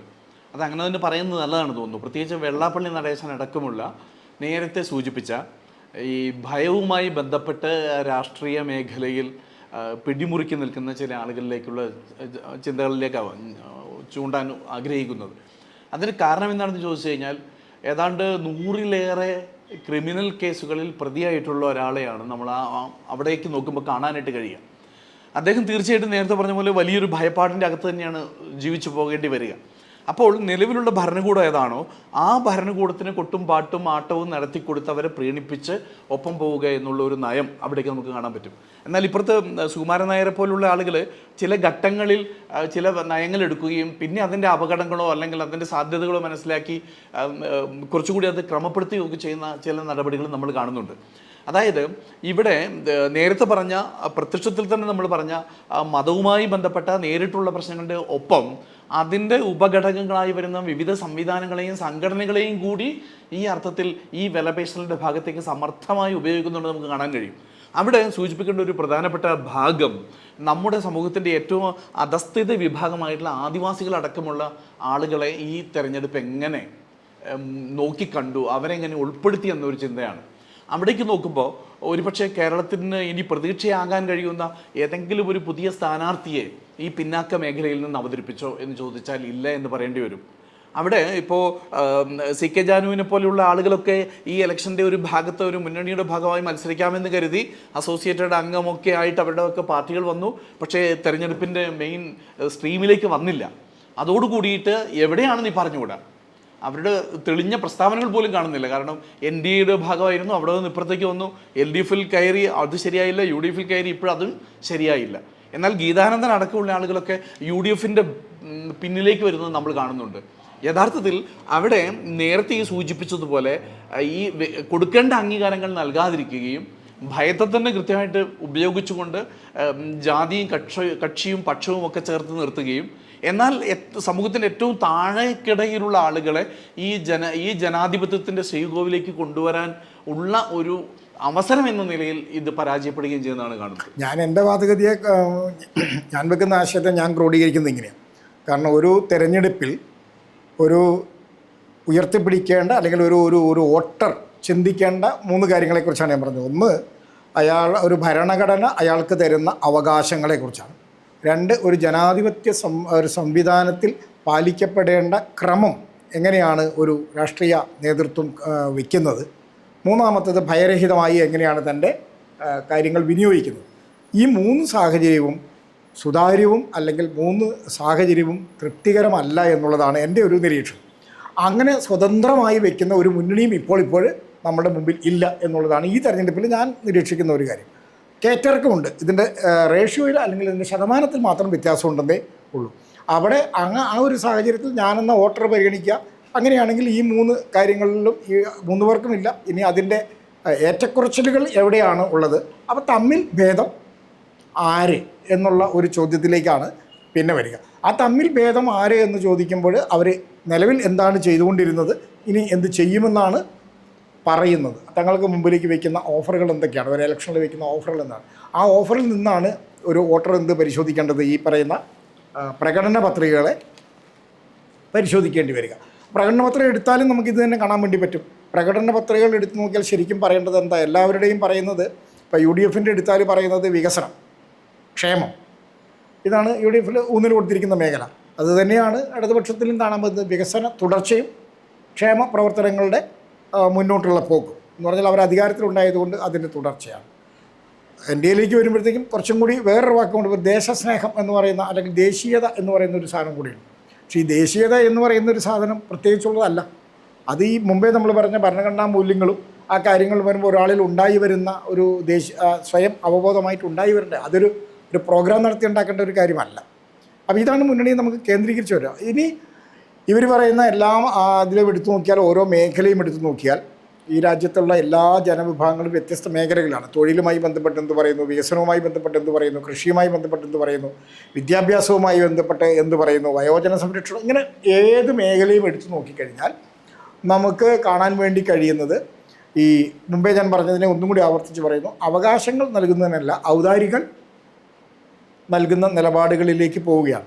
പെൻഷൻ ആളുകളുടെ അവകാശമല്ലെന്ന് കോടതിയിൽ വാദിച്ച സർക്കാർ, ആ സർക്കാരിൻ്റെ പാർട്ടി പറയുകയാണ് ഞങ്ങൾ പെൻഷൻ 3000ആയിട്ട് വർദ്ധിപ്പിക്കും, അല്ലെങ്കിൽ ഞങ്ങൾ അഷ്വേർഡ് പെൻഷൻ സ്കീമിലേക്ക് മാറും എന്ന് പറയുമ്പോൾ കോടതിയിൽ നിയമത്തിൻ്റെ മുമ്പിൽ ഒരു നിലപാടും അധികാരം കിട്ടാൻ വേണ്ടി വേറൊരു നിലപാടും എന്ന് പറയുന്ന രീതിയിലേക്ക് കാര്യങ്ങൾ മാറ്റുകയാണ്. അപ്പോൾ ഇങ്ങനെയുള്ള കാര്യങ്ങൾ എടുത്തുകൊണ്ട് നിലപാടുകളിൽ വിശ്വസനീയതയില്ലാത്ത പ്രയോഗങ്ങളും നമുക്ക് അവിടെ കാണാൻ വേണ്ടി പറ്റുന്നുണ്ട്. അപ്പോൾ അതുകൊണ്ട് ജനങ്ങൾക്ക് വിശ്വസിക്കാൻ പറ്റുന്ന അല്ലെങ്കിൽ പ്രതീക്ഷിക്കാൻ പറ്റുന്ന നടക്കാൻ പറ്റുന്ന നിലപാടുകൾ ആരെങ്കിലും എടുത്തിട്ടുണ്ടോ എന്ന് ആണ് ജനം ഇതിനെ വെച്ച് വിശകലനം ചെയ്യേണ്ടത്. എന്ത് തരും എന്നുള്ളതിനെക്കുറിച്ചല്ല, എന്ത് കിട്ടിയിട്ടുണ്ട്, എങ്ങനെ മുന്നോട്ട് പോകും എന്നത്. ആ രീതിയിലുള്ള ഒരു ചിന്തയും കൂടി നമ്മൾ സാറ് പറഞ്ഞ പ്രകടന പത്രിക എടുത്ത് പരിശോധിക്കുമ്പോൾ ഞാൻ ആദ്യം ജോസ് സാറ് സൂചിപ്പിച്ച ഒരു വിഷയത്തിലേക്ക് വരാം. ആദിവാസി വിഭാഗങ്ങളുടെ ഉന്നമനത്തിന് വേണ്ടി എന്ത് ചെയ്തു, ഈ തെരഞ്ഞെടുപ്പ് എന്ത് ചിത്രമാണ് മുന്നോട്ട് വെക്കുന്നതെന്നൊരു ചോദ്യം സാർ ചോദിച്ചായിരുന്നു. ഞാൻ 3 മുന്നണിയുടെ പ്രകടന പത്രിക എടുത്ത് പരിശോധിച്ചപ്പോഴും ഇന്ന് വരെ കേരളത്തിൻ്റെ രാഷ്ട്രീയ ചരിത്രത്തിലെ പൊതു തെരഞ്ഞെടുപ്പുകളിൽ ആരും പറയാത്തൊരു പ്രഖ്യാപനം UDFൻ്റെ ഭാഗത്തു നിന്ന് വന്നിട്ടുണ്ട്. തീർച്ചയായും അത് വയനാട്ടുകാരെ സംബന്ധിച്ചിടത്തോളം ഇവിടുത്തെ ഏറ്റവും പ്രധാനപ്പെട്ട ജനസംഖ്യാ വിഭാഗം എന്നുള്ള നിലയ്ക്ക് ആദിവാസികൾക്ക് വളരെയേറെ ഉപകാരപ്പെടുന്നത് ഒരു ട്രൈബൽ സർവകലാശാല വയനാട് ആസ്ഥാനമായി സ്ഥാപിക്കുന്നത് UDFൻ്റെ പ്രകടന പത്രികയിൽ പറയുന്നുണ്ട്. എനിക്ക് തോന്നുന്നു കേരള രാഷ്ട്രീയത്തിൽ ഇന്ന് വരെ ആരും ഇന്ത്യയിൽ തന്നെ ഇന്ത്യൻ രാഷ്ട്രീയം എടുത്ത് പരിശോധിച്ചാൽ എവിടെയും അങ്ങനെ ഒരു ട്രൈബൽ സർവകലാശാല എന്നൊരു ആശയം വന്നിട്ടുണ്ടെന്ന് എനിക്ക് തോന്നുന്നില്ല. നമുക്ക് സംസ്കൃത സർവകലാശാലയുണ്ട്, മറ്റു പലതും ഉണ്ട്, പക്ഷേ മലയാളം സർവകലാശാലയുണ്ട്. പക്ഷേ ഒരു ഇന്ത്യയിലെ ഒരു ഗോത്രവർഗ വിഭാഗത്തെ സംരക്ഷിക്കുന്നതിന് വേണ്ടി അവരുടെ വിദ്യാഭ്യാസ കാര്യങ്ങളെ മുന്നോട്ട് കൊണ്ടുവരുന്നതിന് വേണ്ടി ഒരു ഗോത്ര സർവകലാശാല ഇന്ത്യ ഉണ്ടാകുക എന്ന് പറഞ്ഞാൽ അത് UDF വെച്ചിരിക്കുന്ന ഒരു പുരോഗമനപരമായ ആശയമായിട്ട് തന്നെ അതിൻ്റെ ഒരു വളരെ ഗുണകരമായ ഒരു കാര്യമുണ്ട്. കാരണം ഈ ട്രൈബൽസ് പലർക്കും ഡോക്ടറേറ്റിന് പ്രബന്ധം എഴുതാനുള്ളൊരു വിഷയം മാത്രമാണ് നിലവിൽ അപ്പോഴിതൊരു വളരെ വലിയൊരു മുന്നേറ്റം തന്നെ. മുന്നുണ്ട്, അത് അങ്ങനെ കാണാം. ഞാൻ അത് സൂചിപ്പിച്ച മുൻകാലങ്ങളിലെ പ്രകടന പത്രികകളിൽ നിന്ന് അല്ലെങ്കിൽ തെരഞ്ഞെടുപ്പിൽ മുന്നോട്ട് വെക്കുന്ന വാഗ്ദാനങ്ങളിൽ നിന്ന്, ചർച്ചകളിൽ നിന്നെല്ലാം ഇടതു മുന്നണി ഇപ്പൊ ഒരു 20 ലക്ഷം രൂപയുടെ 20 ലക്ഷം പേർക്ക് വർഷം തൊഴിൽ നൽകുന്ന ഒരു പദ്ധതി വെച്ചിട്ടുണ്ട്. ആ എടുത്ത് പരിശോധിക്കുമ്പോൾ 1987 മാർച്ച് 23 കേരളത്തിൽ നടന്ന തെരഞ്ഞെടുപ്പിൽ ഇടതുപക്ഷ ജനാധിപത്യ മുന്നണിയുടെ പ്രകടന പത്രിക അന്ന് ദേശാഭിമാനിയിൽ ഫ്രണ്ട് പേജിൽ അച്ചടിച്ചു വന്ന് ഇന്നും എനിക്ക് ഓർമ്മയുണ്ട്. പ്രതിവർഷം 10 ലക്ഷം പേർക്ക് തൊഴിലെന്നായിരുന്നു.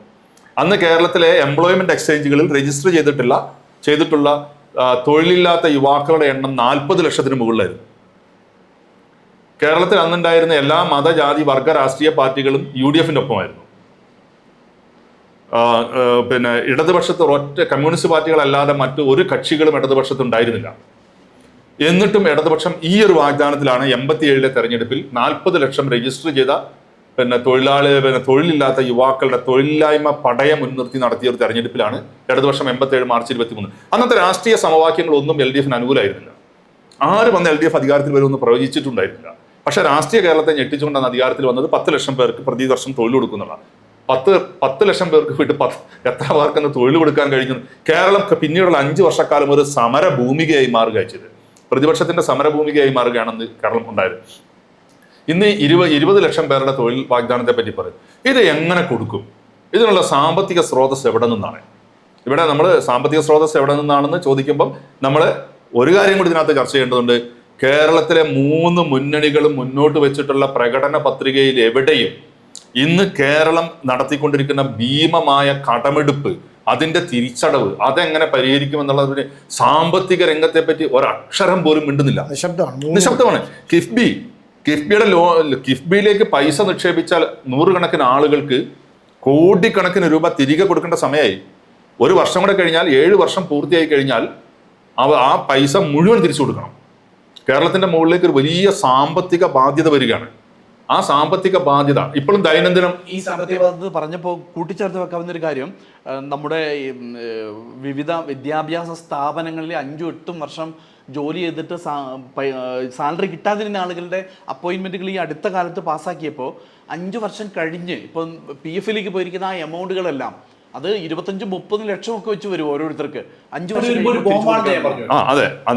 അതെ, അത് കൊടുക്കാമെന്ന് ഇപ്പം ഇലക്ഷന്റെ സമയത്ത് ഒരു വാഗ്ദാനം നടത്തിയിട്ടുണ്ട്. ചില പേപ്പറുകളൊക്കെ അതുമായി ബന്ധപ്പെട്ട് സർക്കാർ ഒപ്പിട്ടിട്ടുണ്ട്. ഞാൻ പറഞ്ഞു വന്നത്, ഈ സാമ്പത്തിക രംഗത്തെ പ്രതിസന്ധി എങ്ങനെ പരിഹരിക്കും? ഒരു ഭരണകൂടത്തിന്റെ ഉത്തരവാദിത്തം എന്ന് പറയുന്നത് ജനങ്ങൾക്കെല്ലാം കുറേ പണം ഇങ്ങനെ അങ്ങോട്ടും ഇങ്ങോട്ടും ഗ്രൂപ്പ് തിരിച്ചിട്ട് അവർക്കെല്ലാം ദാനം ചെയ്യുക. സംസ്ഥാനം ഒരു വലിയ സാമ്പത്തിക കടക്കണിയിൽ വ്യക്തിപരമായ ആളോഹരി കടബാധ്യത വർദ്ധിപ്പിക്കുക എന്നുള്ളതല്ലല്ലോ ഒരു ഭരണകൂടത്തിന്റെ ലക്ഷ്യം. ഭരണകൂടത്തിന്റെ നടപടി അതല്ലല്ലോ. ഭരണകൂടത്തിന്റെ നടപടി എന്ന് പറയുന്നത് ലോൺ എടുത്ത് കടം വർദ്ധിപ്പിക്കലല്ല. ഇവിടെ കിട്ടുന്ന സമ്പത്തിനെ വളരെ കൃത്യമായ രൂപത്തിൽ ഭരണ സംവിധാനത്തിൽ ഉപയോഗിച്ച് വിനിയോഗിച്ചുകൊണ്ട് നമ്മുടെ കടബാധ്യത, ആളോഹരി കടബാധ്യത കുറച്ചുകൊണ്ടുവരണം. ആ ആളോഹരി, അത് എനിക്ക് തോന്നുന്നത് ഇടതുപക്ഷം എല്ലാ കാലഘട്ടത്തിലും ഉയർത്തിപ്പിടിച്ചിട്ടുള്ള, പിന്നെ അന്നത്തെ UDF ഗവൺമെന്റുകൾക്കെതിരെ എല്ലാം ഉയർത്തിപ്പിടിച്ചിട്ടുള്ള ഒരു കാര്യമായിരുന്നു ആളോഹരി കടബാധ്യത വർദ്ധിക്കുന്നു എന്ന് പറഞ്ഞിട്ടുള്ളത്.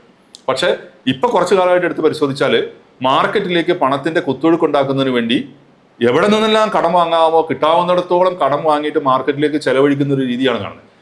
വിത്തെടുത്ത് കുത്തിയിട്ട് ഒരു കുടുംബത്തിനായിക്കൊള്ളട്ടെ, ഒരു വ്യക്തിക്കായിക്കൊള്ളട്ടെ, ഒരു ഭരണകൂടത്തിനായിക്കൊള്ളട്ടെ എത്ര കാലം മുന്നോട്ട് പോകാൻ വേണ്ടി കഴിയും? അപ്പൊ ആ സാമ്പത്തിക മേഖലയെ പറ്റി 3 പ്രകടന പത്രികകളും നിശബ്ദമാണ്. എന്തുകൊണ്ട് കേരളത്തിന്റെ സാമ്പത്തിക മേഖലയെ പറ്റി ഈ പ്രകടന പത്രികകൾ ചർച്ച ചെയ്യുന്നില്ല എന്നുള്ളത് ഗൗരവമായിട്ട് കാണേണ്ട കാര്യമാണ്. ഇപ്പൊ UDF കുറെ ആനുകൂല്യങ്ങൾ പ്രഖ്യാപിച്ചിട്ടുണ്ട്. ഞാൻ കഴിഞ്ഞ ദിവസം പിന്നെ ഇവിടെ നിന്ന് കൽപ്പറ്റയിലേക്കുള്ള ഒരു യാത്രയിൽ ഞാൻ ശ്രദ്ധിച്ചൊരു കാര്യമാണ്. ഞാൻ കയറിയ പ്രൈവറ്റ് ബസ്സാണ്. ആ പ്രൈവറ്റ് ബസ്സിൽ ഞങ്ങൾ 15-ൽ താഴെ പുരുഷന്മാർ മാത്രമേ ഉണ്ടായിരുന്നുള്ളൂ. ബാക്കി ആ ബസ്സിലുള്ളത് മുഴുവൻ സ്ത്രീകളായിരുന്നു. പ്രൈവറ്റ് ബസ്സിലുള്ള മുഴുവൻ സ്ത്രീകളായിരുന്നു. കൽപ്പറ്റ ചെന്നിറങ്ങുമ്പോൾ കൈനാട്ടി എന്ന് പറയുന്ന തൊട്ടിപ്പുറത്തെ സ്റ്റോപ്പിൽ വെച്ച് പുരുഷന്മാർ ഞങ്ങൾ 2-3 പേരൊഴിക്കും, ബാക്കി എല്ലാവരും ഇറങ്ങി. പിന്നെ കൽപ്പറ്റ ടൗണ് വരെ അവരെല്ലാവരും വിവിധ പ്രൈവറ്റ് സ്ഥാപനങ്ങളിലും ഗവൺമെന്റ് സ്ഥാപനങ്ങളിലും ജോലിക്ക് പോകുന്ന ആളുകളാണ്.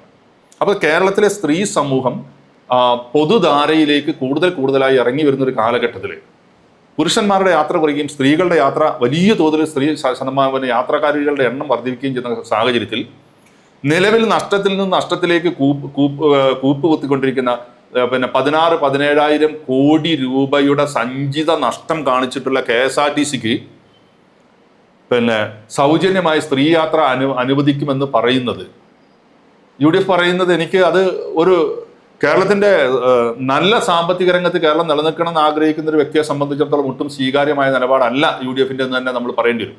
പിന്നെ വേണമെങ്കിൽ നമുക്ക് പറയാം ഭരണകൂടത്തിലുള്ളവരെല്ലാവരും കക്കുന്നുണ്ട്, ആ കൂട്ടത്തിൽ കുറച്ച് ജനങ്ങൾക്ക് വീതം കിട്ടട്ടെ എന്നുള്ള ഒരു വളരെ തീർത്തും എന്താ പറയുക നെഗറ്റീവായിട്ടുള്ളൊരു രൂപത്തിൽ നമുക്ക് അതിനെ കാണാൻ വേണ്ടി കഴിയും. രണ്ട് അവർ UDF പറയുന്നത്, നമ്മൾ മാധ്യമ പ്രവർത്തകർ അവരോട് ചോദിക്കുമ്പോൾ അവർ പറയുന്നൊരു കാര്യം, അല്ലെങ്കിൽ സാധാരണ ജനം ചോദിക്കുമ്പോൾ ഞങ്ങൾ വാഗ്ദാനം കൊടുത്തിട്ടെല്ലാം കൊടുത്ത സ്ഥലങ്ങളിലെല്ലാം അത് നിറവേറ്റിയിട്ടുണ്ട്. ശരിയാണ്, കർണാടകത്തിൽ നിറവേറ്റിയിട്ടുണ്ട്, പിന്നെ തെലങ്കാനയിലുണ്ട്, പിന്നെ ഗുജറാത്തിൽ രാജസ്ഥാനിൽ കൊടുത്തിട്ടുണ്ട് അശോക് ഗെഹ്ലോട്ടിന്റെ, ഇവിടെയൊക്കെ കൊടുത്തിട്ടുണ്ട്. പക്ഷേ ആ സ്റ്റേറ്റിനെയും കേരളത്തെയും തമ്മിൽ ഒരു തരത്തിലും നമുക്ക് താരതമ്യം ചെയ്യാൻ കഴിയില്ല.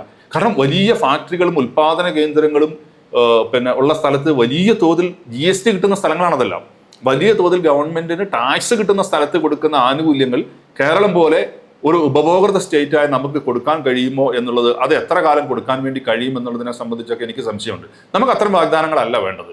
ഇവിടെ നമുക്ക് തൊഴിലെടുത്ത് ജീവിക്കാൻ കഴിയുന്ന ബിസിനസ് സംരംഭങ്ങൾ വരുന്ന, തൊഴിൽ സംരംഭങ്ങൾ വരുന്ന സ്ഥാപനങ്ങൾ വരാൻ വേണ്ടിയിട്ടുള്ള അന്തരീക്ഷത്തെ സൃഷ്ടിക്കലാണ് വേണ്ടത്. ഇപ്പോൾ ഭരണത്തിലേക്ക് വരാൻ വേണ്ടി 2 മുന്നണികളും 3 മുന്നണികളും കാണിക്കുന്ന കാര്യങ്ങളെ പറ്റി പറഞ്ഞാൽ, നമ്മൾ നേരത്തെ പറഞ്ഞു പ്രത്യയശാസ്ത്ര നിലപാടുകളുള്ള തെരഞ്ഞെടുപ്പുകളിൽ നിന്ന് മാറിയിട്ട് അധികാരത്തിലേക്ക് വരിക എന്നുള്ള ഒറ്റ ലക്ഷ്യത്തെ മാത്രം വെച്ചുകൊണ്ടുള്ള തെരഞ്ഞെടുപ്പായി ഇത് മാറി എന്നുള്ളതിന് ഏറ്റവും വലിയൊരു തെളിവ് ഞാൻ പറയാം. ഇന്ന് BJPയുടെ സംസ്ഥാന ഘടകം പ്രസിദ്ധീകരിച്ചിട്ടുള്ള പ്രകടന പത്രികയിൽ പറയുന്നത് എന്താണ്? ഇംഗ്ലീഷ് വിദ്യാഭ്യാസം, സർക്കാർ സ്കൂളുകളിൽ ഇംഗ്ലീഷ് വിദ്യാഭ്യാസം നിർബന്ധിതമാക്കൽ, ഇംഗ്ലീഷ് വിദ്യാഭ്യാസത്തിനുള്ള സൗകര്യങ്ങൾ വർദ്ധിപ്പിക്കുന്നു. BJPയുടെ ദേശീയ നയം എന്താ? ഇംഗ്ലീഷ് വിദ്യാഭ്യാസത്തിന് പ്രാതിനിധ്യം കൊടുത്തിട്ടുള്ള നയമാണോ? അതിന് പ്രാമുഖ്യം കൊടുത്തിട്ടുള്ള നയമല്ലല്ലോ BJP ദേശീയ അടിസ്ഥാനത്തിൽ. ഇന്ത്യൻ പാർലമെന്റിൽ അവതരിപ്പിക്കുന്ന നിയമങ്ങൾ പോലും നിയമപരമായ ഭരണഘടനാപരമായ ബാധ്യതയാണ്. അതിന്റെ ഒരു കോപ്പി ഇംഗ്ലീഷിലും ഒരു കോപ്പി ഹിന്ദിയിലും സർക്കുലേറ്റ് ചെയ്യണം എന്നുള്ളത് ഭരണഘടനാപരമായ ബാധ്യതയാണ്. പക്ഷെ ഇപ്പം അതുപോലും ചെയ്യുന്നില്ല. ഹിന്ദിയിലാണ് ഒട്ടുമിക്കവാറും നിയമങ്ങൾ സർക്കുലേറ്റ് ചെയ്യുന്നത്. സംസ്ഥാനങ്ങൾ തമ്മിലുള്ള പിന്നെ കത്തെഴുത്തുകൾ നടക്കുന്നത്. ഈ അടുത്ത കാലത്ത് തമിഴ്നാട് കേന്ദ്രീകരിച്ച് അതിനെതിരായിട്ട് വലിയ പ്രക്ഷോഭങ്ങൾ പോലും സ്റ്റേറ്റ് ഗവൺമെന്റിന്റെ നേതൃത്വത്തിൽ തന്നെ നടന്നു.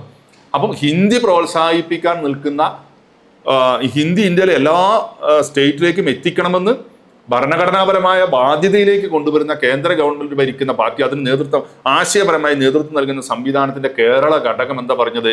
കേരളത്തിൽ ഇംഗ്ലീഷ് വിദ്യാഭ്യാസത്തെ വ്യാപരിക്കും, അതിനുവേണ്ടി സർക്കാർ സ്കൂളുകളെ ഉപയോഗിക്കും, സർക്കാർ സ്കൂളുകളിൽ ഇംഗ്ലീഷ് വിദ്യാഭ്യാസത്തിന് വേണ്ട എല്ലാ സൗകര്യങ്ങളും വർദ്ധിപ്പിക്കുമെന്ന് പറയുമ്പം ദേശീയ അടിസ്ഥാനത്തിലെ അവരുടെ നയത്തിന് വിരുദ്ധമായൊരു നയം ഇവിടെ 10 വോട്ട് കിട്ടുന്നതിന് വേണ്ടി ഉപയോഗിക്കുകയാണ്. എന്നുവെച്ചാൽ പ്രത്യയശാസ്ത്രവും നയമെല്ലാം മാറ്റിവെച്ചു. ഈ തെരഞ്ഞെടുപ്പിൽ കിട്ടുന്ന വോട്ടുകളുടെ എണ്ണത്തിലേക്ക് മാത്രമായിട്ട് ആ മുന്നണിയും മാറിക്കഴിഞ്ഞു. അതാണ് കാണുന്നത്. എല്ലാ മുന്നണിയും അങ്ങനെ അവരവരുടെ വാഗ്ദാനങ്ങൾ എടുത്ത് പരിശോധിച്ചാൽ നമുക്ക് അങ്ങനെ ഉണ്ട്. ഒരു കാര്യം കൂടെ ഞാൻ ചോദിക്കും, കാർഷിക മേഖലയിലെ കാര്യം സാറ് പറഞ്ഞിരുന്നല്ലോ. ഇപ്പൊ ഭരിച്ചുകൊണ്ടിരിക്കുന്ന ഇടത് മുന്നണി എന്തിനാണ് 300 രൂപ ഞങ്ങൾ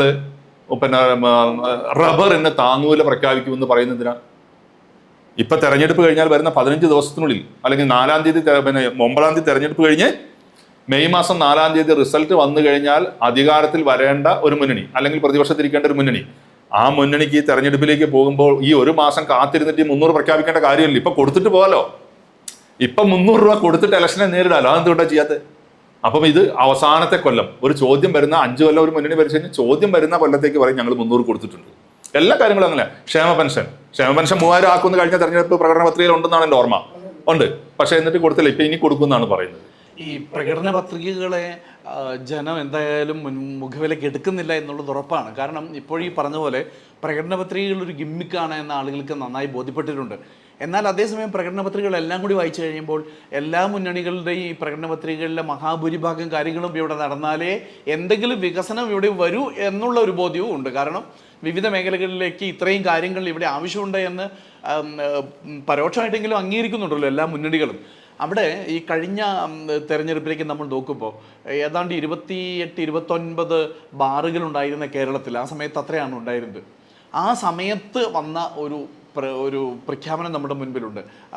അത് മറ്റൊന്നുമായിരുന്നില്ല, കേരളത്തിൽ ഘട്ടം ഘട്ടമായിട്ട് മദ്യം കുറച്ചു കൊണ്ടുവരും എന്നുള്ളൊരു പ്രഖ്യാപനമായിരുന്നു. പിന്നീട് അത് KPSCയിൽ എഴുതുകയും ഇന്നസെന്റിനെയും പോലുള്ളവരെ വെച്ചുകൊണ്ട് നുണ പറയുന്നവരെ വിശ്വസിക്കരുത് എന്ന് പറഞ്ഞുകൊണ്ടൊക്കെ ലഹരി വിരുദ്ധമായിട്ടുള്ളൊരു തെരഞ്ഞെടുപ്പിന്, അത് മദ്യവർജനമൊക്കെ ആയിരുന്നു അതിൻ്റെ കാതലായിട്ടുണ്ടായിരുന്നു. മദ്യ നിരോധനമായിരുന്നില്ല, വർജനമായിരുന്നു. പക്ഷേ അതൊക്കെയായിട്ട് ബന്ധപ്പെട്ട് ഇപ്പോൾ നോക്കുമ്പോൾ 900 ചില്ലറ ബാറുകളിലേക്ക് കേരളം വളർന്നു.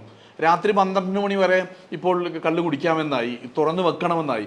ഇനി ജയിച്ച് മുൻപോട്ട് വന്നു കഴിയുമ്പോൾ അത് കക്ഷിയും പക്ഷമൊന്നും ഉണ്ടാവില്ല. ഏത് കക്ഷിയും പക്ഷമായാലും ചിലപ്പോൾ 24 മണിക്കൂർ തുറന്നു വെക്കുന്നിടത്തേക്ക് നമ്മുടെ ബാറുകളും കള്ള് ഷാപ്പുകളും ഒക്കെ പോവുകയാണ്. അപ്പോൾ അതിനെക്കുറിച്ച് ഒരു ചർച്ച കഴിഞ്ഞ ദിവസം കേട്ടപ്പോൾ ഈ ചോദ്യം ചോദിച്ചു.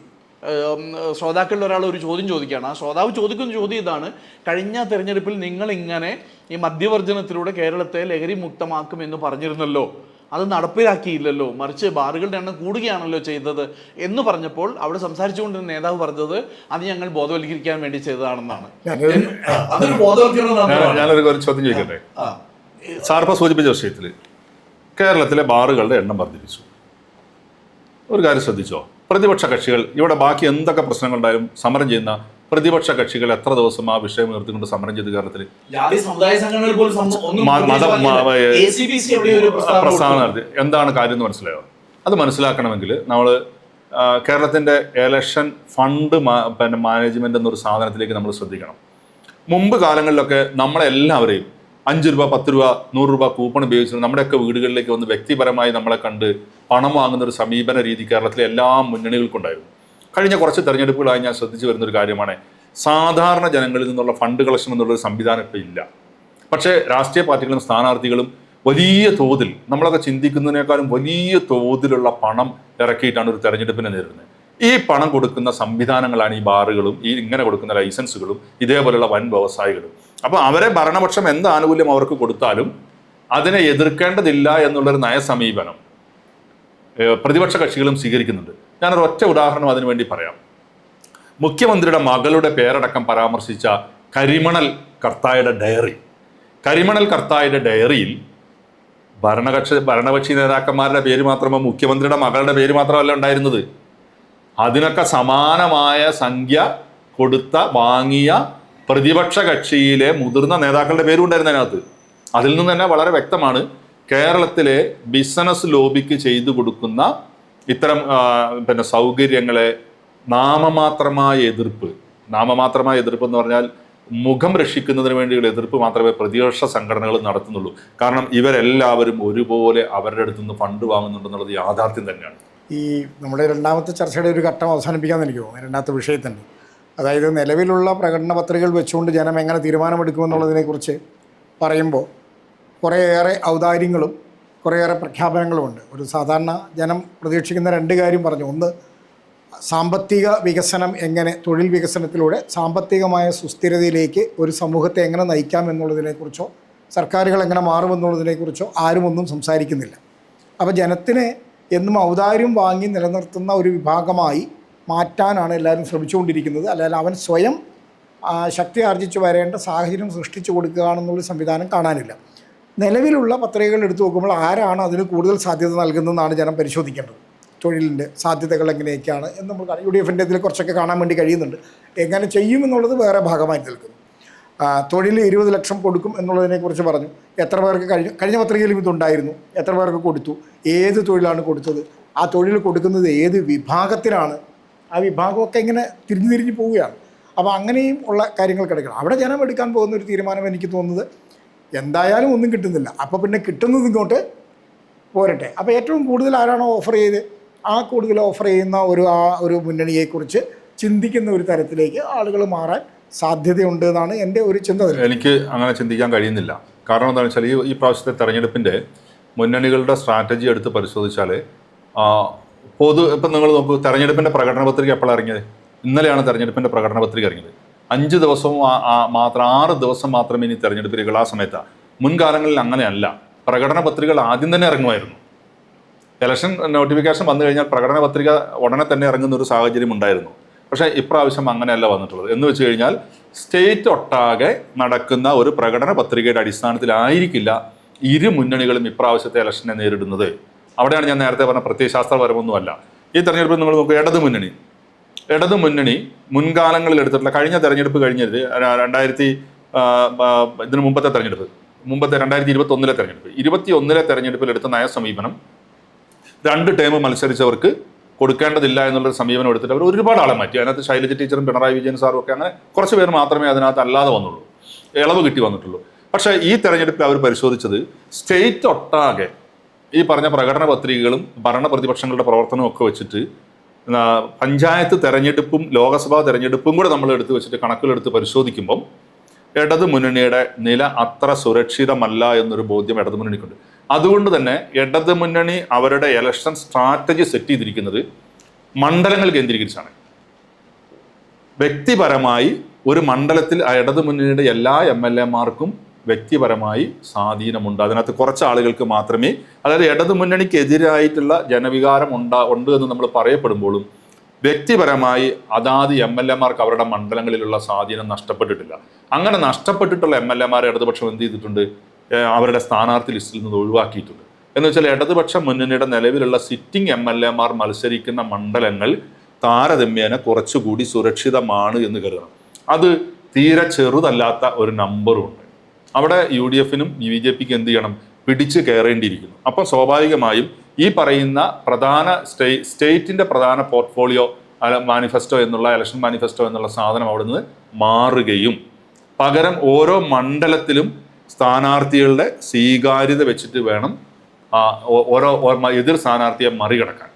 ഇപ്പോൾ ഇവിടെ കേളുവട്ടനെ സംബന്ധിച്ചിടത്തോളം മാനന്തവാടി നിയോജക മണ്ഡലം എടുത്ത് പരിശോധിച്ചാൽ അദ്ദേഹം വ്യക്തിപരമായ സ്വാധീനം കൊണ്ടാണ് 2 പ്രാവശ്യവും ജയിച്ചത്. പ്രത്യേക സാഹചര്യത്തിൽ ജയിച്ചതാണ്. ഇതൊരു UDF മണ്ഡലമാണ്. പക്ഷേ ഈ UDF മണ്ഡലത്തിലും അദ്ദേഹത്തിന് വിജയിക്കാൻ പറ്റിയത് വ്യക്തിപരമായ സ്വാധീനമാണ്. അപ്പോൾ അദ്ദേഹത്തിന്റെ ആ വ്യക്തിപരമായ സ്വാധീനം, UDF വോട്ടുകൾ എങ്ങനെ വ്യക്തിപരമായ സ്വാധീനത്തിൽ കേളുവട്ടന് പോകുന്നോ അത് തിരിച്ചു പിടിക്കുക എന്നുള്ളതാണ് ഇവിടുത്തെ UDF സ്ഥാനാർത്ഥി നിർണയത്തിൽ കണ്ടത്. അപ്പോൾ UDF-ഉം അതുപോലെ തന്നെ ഈ ഇത്രയും സീറ്റുകളെ വ്യക്തിപരമായി തന്നെ ജയിക്കാൻ ഓരോ മണ്ഡലാടിസ്ഥാനത്തിൽ എങ്ങനെ ആരൊക്കെയാണ് കഴിവുള്ളത് എന്ന് നോക്കിയിട്ടാണ് സ്ഥാനാർത്ഥികളെ നിർത്തിയിട്ടുള്ളത്. അപ്പം ഈ പ്രകടന പത്രികകൾക്കൊക്കെ അപ്പുറത്ത് ഞാൻ പറഞ്ഞു വെക്കുന്നത് ഓരോ മണ്ഡലത്തിലെയും പോരാട്ടം കുറച്ചുകൂടി ആ മണ്ഡലത്തിലെ MLA എന്നുള്ള നിലയ്ക്കും എതിർ സ്ഥാനാർത്ഥി എന്നുള്ള നിലയ്ക്കുമുള്ള വ്യക്തിപരമായ രാഷ്ട്രീയ യുദ്ധം സ്റ്റേറ്റ് ഒട്ടാകെയുള്ളൊരു സ്ട്രാറ്റജി ആയിരിക്കില്ല, അല്ലാത്തൊരു യുദ്ധത്തിലേക്ക് പോയിട്ടുണ്ടെന്നാണ് എൻ്റെ പറയുന്നത്രേ ഉള്ളൂ. ഈ മണ്ഡലത്തിൽ ഒരു സീറ്റ് അതെ എന്നുള്ള മുദ്രാവാക്യമാണ് പഴയ കോളേജ് തെരഞ്ഞെടുപ്പ്, ഒരു വോട്ട് എന്നുള്ള രീതിയിലേക്ക്. അപ്പോൾ ഒരു സീറ്റ്, ആ സീറ്റ് നമ്മൾ ജയിക്കും.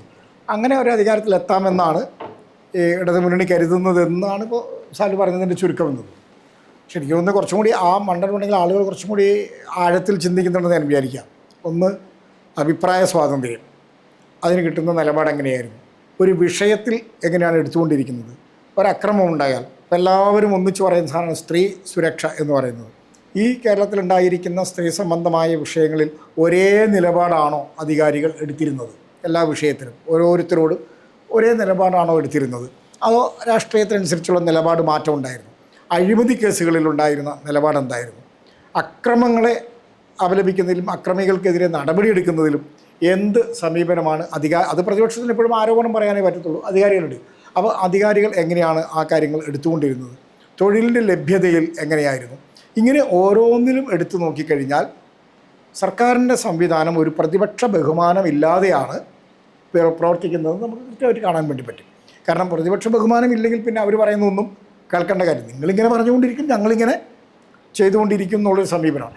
അങ്ങനെയാണ് ഇവിടെ നടന്നിരുന്നത് എന്ന് കൃത്യമായിട്ടും ഇവിടുത്തെ ഒരു പൊതുസമൂഹത്തിൽ ആളുകൾ അതിനെ വിലയിരുത്തുന്നുണ്ട്. പ്രത്യേകിച്ച് രാഷ്ട്രീയ പാർട്ടികളുടെ സജീവ പ്രവർത്തകരല്ലാത്തവർ ഒക്കെ ആ രീതിയിൽ വിലയിരുത്തുന്നുണ്ട്. അപ്പോൾ അതുകൊണ്ട് ഇവിടെ ഒരാൾ സ്വീകാര്യനാണ് എന്നുള്ളത് കൊണ്ട് ഞാൻ ഇയാൾക്ക് വോട്ട് കൊടുത്തേക്കാം എന്ന നിലപാട് ഒരുപക്ഷെ ഈ പറയുന്ന ഒരു ശതമാനം ഇപ്രാവശ്യം എടുക്കാൻ സാധ്യതയില്ല. കാരണം ഈ പലതുള്ളി പെരുവെള്ളം എന്ന് പറയുന്ന പോലെ ഇവിടെ അദ്ദേഹം ജയിച്ചു, അവിടെ അദ്ദേഹം ജയിച്ചു, അങ്ങനെ ജയിച്ചു വരുമ്പോഴത്തേക്കും സർക്കാർ വീണ്ടും ഇത് തന്നെയായിരിക്കും.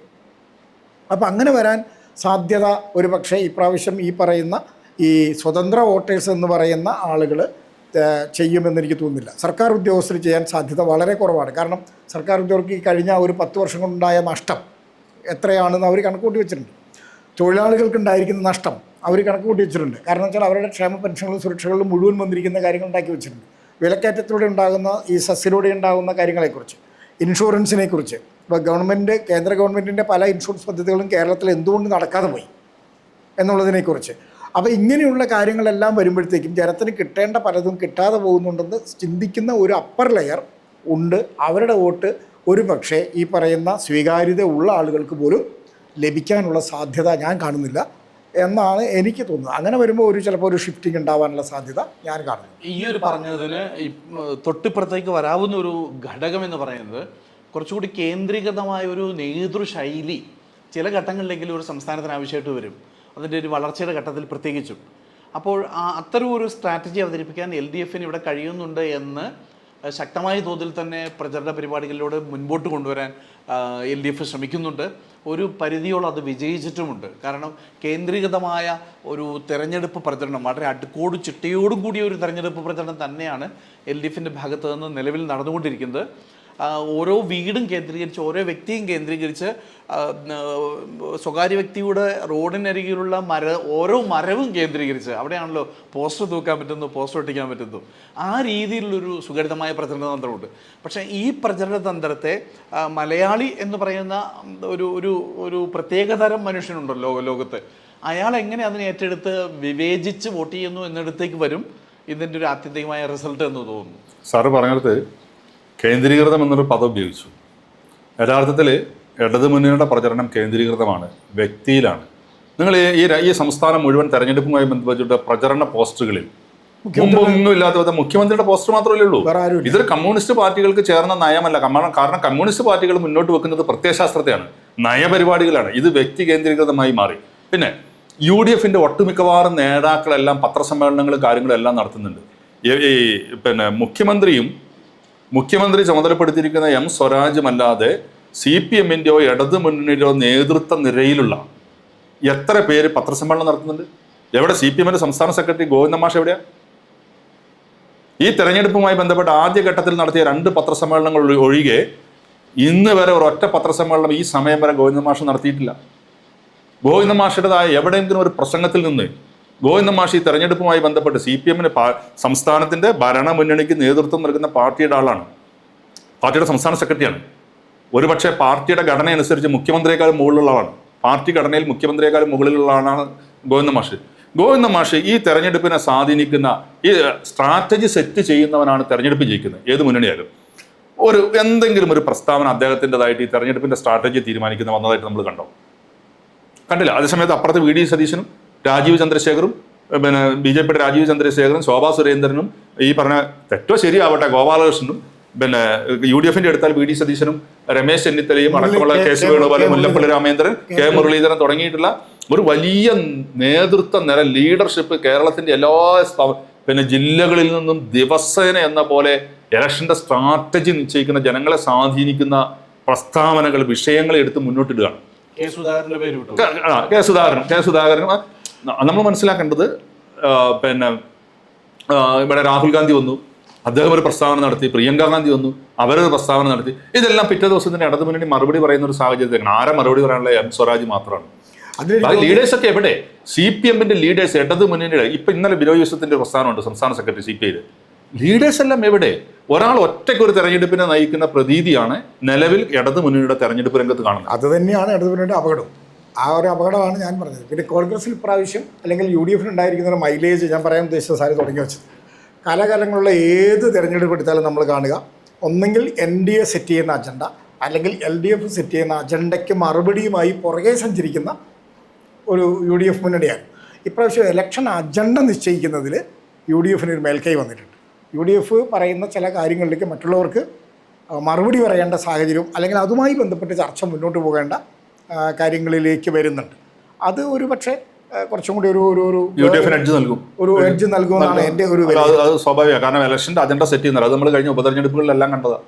പാലക്കാട് ഉപതെരഞ്ഞെടുപ്പ് നടന്നപ്പോൾ, അതിനുമുമ്പ് തൃക്കാക്കര ഉപതെരഞ്ഞെടുപ്പ് നടന്നപ്പോൾ, നിലമ്പൂർ ഉപതെരഞ്ഞെടുപ്പ് നടന്നപ്പോഴൊക്കെ ആ തെരഞ്ഞെടുപ്പിൻ്റെ അജണ്ട സെറ്റ് ചെയ്തത് അന്ന് പ്രതിപക്ഷ നേതാവാണ് VD സതീശനാണ്. VD സതീശൻ നടത്തിയ ചോദ്യങ്ങൾക്ക് ഉത്തരങ്ങൾക്ക് മറുപടി പറഞ്ഞു പോകുന്ന ഒരു സാഹചര്യമാണെന്നുണ്ടായിരുന്നത്. ഇപ്പം നമ്മുടെ മുഖ്യമന്ത്രി തന്നെ VD സതീശൻ, പ്രതിപക്ഷ നേതാവ്, അദ്ദേഹത്തെ വെല്ലുവിളിച്ചല്ലോ, ഒരു ഓപ്പൺ ചർച്ചയ്ക്ക് വേണ്ടി, തുറന്ന സംവാദത്തിന് വേണ്ടി വെല്ലുവിളിച്ചപ്പോൾ എന്തുകൊണ്ടാണ് മുഖ്യമന്ത്രി പിന്മാറിയത്? മുഖ്യമന്ത്രി വെച്ച വെല്ലുവിളി അദ്ദേഹം സ്വീകരിക്കുകയത്. മുഖ്യമന്ത്രിയാണ് ആദ്യം ഓഫർ വെച്ചത് ചർച്ചയ്ക്ക്. എന്തായാലും ആ ഓഫർ അദ്ദേഹം ഫേസ്ബുക്കിലേക്ക് മാറി.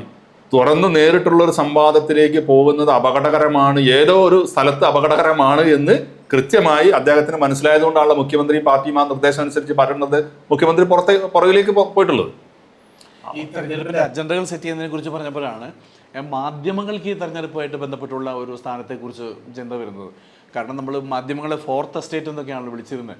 ഫോർത്ത് എസ്റ്റേറ്റിൽ മുൻപത്തതിനേക്കാൾ കൂടുതൽ കാട് കയറിയതായിട്ടാണ് നമ്മൾ കാണുന്നത്. ഒരു വ്യാപകമായ തോതിൽ തന്നെ ഫോർത്ത് എസ്റ്റേറ്റിൽ നമ്മൾ കാട് കാണുകയാണ്. ആ കാട് കാണുമ്പോൾ നമ്മുടെ കേരളത്തിലെ ദൃശ്യമാധ്യമങ്ങൾ, സോഷ്യൽ മീഡിയ എന്നുള്ളതിനേക്കാൾ അപ്പുറത്ത് ദൃശ്യമാധ്യമങ്ങളിലേക്ക് നോക്കുമ്പോൾ വളരെ പക്ഷപാതപരമായ റിപ്പോർട്ടിങ്ങുകളും തുടർ ചർച്ചകളും ആവർത്തിച്ചുറപ്പിച്ചുള്ള ആങ്കർമാരുടെ അമറലുകളും ഒക്കെയാണ് നമ്മൾ കേൾക്കുന്നത്. ഇത്രയും ഈ ആങ്കർമാരെ എന്ത് കണ്ടിട്ടാണ് അമറുന്നത് എന്നാണ് നമുക്ക് മനസ്സിലാവാത്തത്. അവിടേക്ക് വരുമ്പോൾ ഈ മീഡിയാസിനെയെല്ലാം നേരത്തെ പറഞ്ഞ പോലെ ഭയം എന്ന് സെബാസ്റ്റ്യൻ സാർ പറഞ്ഞു വെച്ച വാക്കിൻ്റെ വലിയൊരു അർത്ഥം അവിടെ വരുന്നുണ്ട്. ആ അർത്ഥത്തിൽ പല മീഡിയകളും വിലക്കെടുക്കപ്പെട്ടിരിക്കുന്നു. ഇതിൽ ഒരു കേന്ദ്രം ഭരിക്കുന്നവരും കേരളം ഭരിക്കുന്നവരും ഒക്കെ തന്നെയാണ് മുൻപന്തിയിൽ നിൽക്കുന്നതെന്ന് തോന്നുന്നു. കാരണം പ്രതിപക്ഷത്തുള്ളവരെ സംബന്ധിച്ച് അത്രയും വാങ്ങൽ ശേഷികൾ ഉണ്ടാവില്ലല്ലോ പൊതുവെ. അപ്പോൾ ഇങ്ങനെ ഒരു ആളുകളെ ഇങ്ങനെ മാനിപ്പുലേറ്റ് ചെയ്യാം, അവരുടെ മസ്തിഷ്ക പ്രക്ഷാളനം നടത്താൻ തലച്ചോറ് ഇങ്ങനെ കുറേ ആങ്കർമാരെ വെച്ചുകൊണ്ട് മാറ്റിമറിക്കാം എന്നൊക്കെ ചിന്തിക്കുന്നുണ്ടോ എന്നുള്ളൊരു ഭയം കൂടി, അതൊരു ഭയമാണല്ലോ, ആ ഒരു ഭയം കൂടി വരുന്നുണ്ട്. തുടങ്ങട്ടെ. ഈ ജോസ് പറഞ്ഞ മീഡിയ വലിയ പ്രശ്നമാണ്. കാരണം ആളുകൾക്ക് ഈ പറയുന്ന കാര്യങ്ങളെല്ലാം വിശദീകരിച്ച് കൊടുക്കേണ്ട ഉത്തരവാദിത്വം ഉള്ളത് മീഡിയയ്ക്കാണ്. നമ്മൾ മുമ്പേ പറഞ്ഞ, നമ്മളിപ്പോൾ ഈ ചർച്ചയിൽ ഉന്നയിച്ച എല്ലാ മേഖലകളെയും പൊതുവായി വിശകലനം ചെയ്ത് സ്വതന്ത്ര തീരുമാനമെടുക്കാൻ വോട്ടറെ ശക്തിപ്പെടുത്തേണ്ട ഉത്തരവാദിത്വമാണ് യഥാർത്ഥത്തിൽ മീഡിയയ്ക്കുള്ളത്. അത് ചെയ്യുന്ന ഒരു മീഡിയയും ഇന്ന് കേരളത്തിൽ ഇല്ല എന്നുള്ളത് വസ്തുനിഷ്ഠമാണ്. കാരണം ഇവരെല്ലാം പക്ഷം പിടിച്ചാണ് കാര്യങ്ങൾ പറയുന്നത്. പക്ഷം പിടിക്കുന്നതിൻ്റെ കാരണവും നമുക്ക് കൃത്യമായിട്ട് അറിയാം. പിന്നെ അതിനേക്കാൾ കൂടുതൽ സ്പോൺസേഡ് പ്രോഗ്രാംസ് ആണ് എന്നാണ് കാണുന്ന ആർക്കും ഈവൻ സർവേകൾ പോലും സ്പോൺസേഡ് ആയിട്ടാണ്. പബ്ലിസിറ്റികൾ കൊടുക്കുന്ന പരസ്യങ്ങൾ നോക്കിയാൽ നമുക്കറിയാം, പിന്നെ അത് ചെയ്യുന്ന ആളുകളെ നമുക്ക് നോക്കിയാൽ അറിയാം, അല്ലെങ്കിൽ അത് ഏറ്റെടുക്കുന്ന മീഡിയ നമുക്ക് നോക്കിയാൽ അറിയാം. അപ്പോൾ ആ മീഡിയ, പക്ഷേ അത്തരം ഒരു മീഡിയ പ്രചരണത്തിൽ കേരളത്തിലെ ആളുകൾ വീണുപോകുമെന്നുള്ള വിശ്വാസം എനിക്ക് കുറച്ചൊക്കെ സ്വാധീനിക്കപ്പെട്ടേക്കാം. പക്ഷെ എന്നാൽ പോലും അങ്ങനെ ഒരു പൂർണ്ണമായ രീതിയിലേക്ക് പോകുമെന്ന് എനിക്ക് തോന്നുന്നില്ല. പക്ഷെ മീഡിയ എന്ന് പറയുന്നവർ അവരുടെ ഉത്തരവാദിത്തത്തിൽ നിന്ന് വളരെ അകലെയാണെന്നുള്ള കാര്യം ഇവിടെ അതും സ്പർശിക്കാതെ അല്ല. ഞാനൊരു മീഡിയയെ ഭരണകൂടങ്ങൾ സ്വാധീനിക്കുന്നുണ്ട് എന്നുള്ളത് വളരെ വ്യക്തമാണ്. അതിനകത്തൊരു സംശയമാണ്. ഞാൻ ഒറ്റ ഉദാഹരണം, പ്രത്യക്ഷത്തിലുള്ള ഒരു ഉദാഹരണം പറയാം. സാബു എം ജേക്കബ് എന്ന് പറയുന്ന 2020 നേതാവ് കേരള ഹൈക്കോടതിയിൽ റിപ്പോർട്ടർ ചാനലിനെതിരെ അവരുടെ ലൈസൻസുമായി ബന്ധപ്പെട്ടൊരു പരാതി ഉന്നയിക്കുന്നത് വരെ ഈ ചാനൽ എങ്ങനെയാണ് പ്രവർത്തിച്ചത്? രാജ്യസുരക്ഷയെ സംബന്ധിച്ചുള്ള ആഭ്യന്തര മന്ത്രാലയത്തിൻ്റെ ലൈസൻസ് ഇല്ലാതെ എങ്ങനെയാണ് കേരളത്തിലെ ഒരു പ്രാദേശിക ചാനൽ ഇന്ത്യയിൽ എങ്ങനെ പ്രവർത്തിച്ചു? മറ്റെല്ലാ ചാനലുകൾക്കും ഉണ്ട്. അപ്പോൾ അത് സെൻട്രൽ ഗവൺമെൻറ് എപ്പോഴോ നിരോധിക്കേണ്ട ഒരു സാധനമാണ് റിപ്പോർട്ടർ ചാനൽ എന്ന് പറയുന്നത്. ആ റിപ്പോർട്ടർ ചാനൽ നിരോധിക്കപ്പെടാതെ നിലവിലുള്ള എല്ലാ ലൈസൻസിങ് അതോറിറ്റികളെയും ലംഘിച്ചുകൊണ്ട് എങ്ങനെ പ്രവർത്തിച്ചു എന്നുള്ളതിൻ്റെ ഉത്തരം നമ്മൾ തേടി ചെല്ലുമ്പം ഇവിടെ ഈ പറഞ്ഞ ഭരണകൂടവും മാധ്യമങ്ങളുമായിട്ടുള്ള അവിഹിത ബന്ധത്തിലേക്ക് നമ്മൾ കൃത്യമായിട്ട് എത്തിച്ചേരും. ലൈസൻസ് ഇല്ലാതെ എങ്ങനെ പ്രവർത്തിക്കും? ഇവിടെ ഒരു ഷോപ്പ്, മുനിസിപ്പാലിറ്റിയുടെ ലൈസൻസ് ഇല്ലാതെ ഒരു ഷോപ്പ് റൂമിൽ നമുക്കൊരു ഷോപ്പ് നടത്താൻ പറ്റുമോ? ഒരു ബസ് ഓടുവോ കേരളത്തിൽ? ഒരു ടാക്സി വണ്ടി ഓടുവോ കേരളത്തിൽ? ഒരു ചാനൽ, ഏത് ബ്രോഡ്കാസ്റ്റിംഗ് ലൈസൻസ് എടുത്തൊരു ലൈസൻസ് ഇല്ലാത്തൊരു ചാനല് റാങ്കിങ് കേരളത്തിൽ 1ാം സ്ഥാനത്ത് വന്നു. ആ ചാനൽ പ്രവർത്തിക്കുന്നത് എവിടുന്ന്? സാറ്റലൈറ്റ് വഴി പ്രവർത്തിക്കുന്ന ഒരു ചാനല്.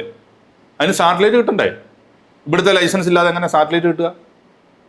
അപ്പം ഒരു സാധനം ഇല്ലാതെ ഒരാൾക്ക് ഇത് കൊടുക്കാൻ കഴിയുന്നു. ഇനി അതിനകത്ത് ചാനലിൽ പ്രവർത്തിക്കാൻ കഴിയുന്നു.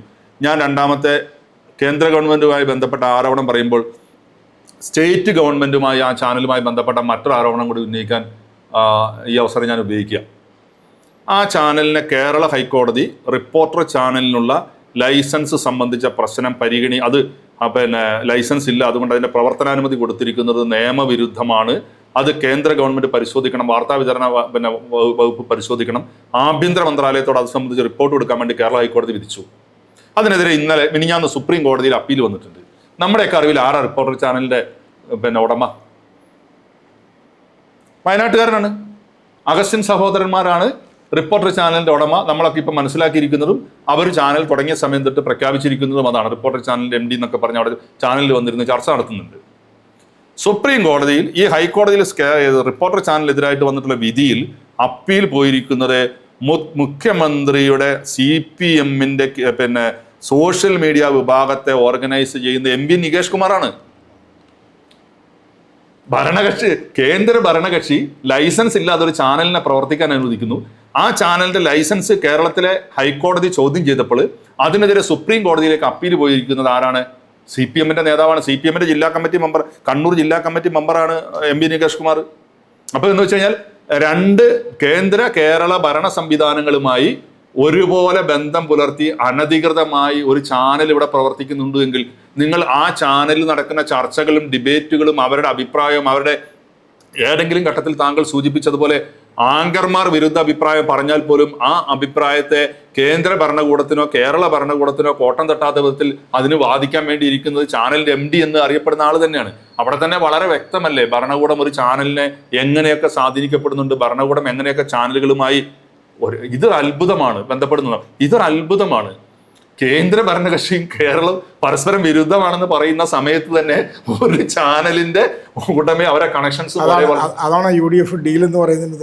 അത് പറയാൻ പറ്റില്ല. അതൊരു പ്രധാനപ്പെട്ട സംഗതിയാണ്. ഓക്കെ, അപ്പൊ മീഡിയയും നമുക്ക് വളരെയധികം സ്വാധീനിക്കപ്പെട്ട ഒരു സാഹചര്യമാണ്. ഇത്തരം ഒരു സാഹചര്യത്തിൽ ഇലക്ഷനിൽ ഇതെല്ലാം കണ്ട് വോട്ടർ സ്വന്തമായി ഒരു അത് മുന്നണികളും പറയുന്നത്. അത് നമ്മളിപ്പോൾ പറഞ്ഞ ആരോപണം മുന്നണികളും വേറെ അർത്ഥത്തിൽ മുന്നണികളുടെ സോഷ്യൽ മീഡിയ പ്ലാറ്റ്ഫോമിനെ എടുത്ത് പരിശോധിച്ചാൽ വ്യക്തമായിട്ട് നമുക്ക് മനസ്സിലാവുന്ന ഒരു കാര്യമുണ്ട്. ചാനൽ ഇപ്പോൾ റിപ്പോർട്ടർ ചാനൽ ഉദാഹരണമായിട്ട് എടുത്താൽ, നമ്മൾ പറഞ്ഞ റിപ്പോർട്ടർ ചാനലിനെ ഉദാഹരണമായിട്ട് എടുത്താൽ ചാനലിന്റെ നയം കേന്ദ്ര കേരള ഭരണകക്ഷികൾക്ക് അനുകൂലമാണ്. പക്ഷേ അവിടെ പ്രവർത്തിക്കുന്ന സ്മൃതി എന്ന് പറയുന്ന UDFനെ സപ്പോർട്ട് ചെയ്യുന്ന ചാനൽ പ്രവർത്തകയെ വ്യക്തിപരമായി വളഞ്ഞിട്ട് ആക്രമിക്കുകയാണ് സോഷ്യൽ മീഡിയയിൽ.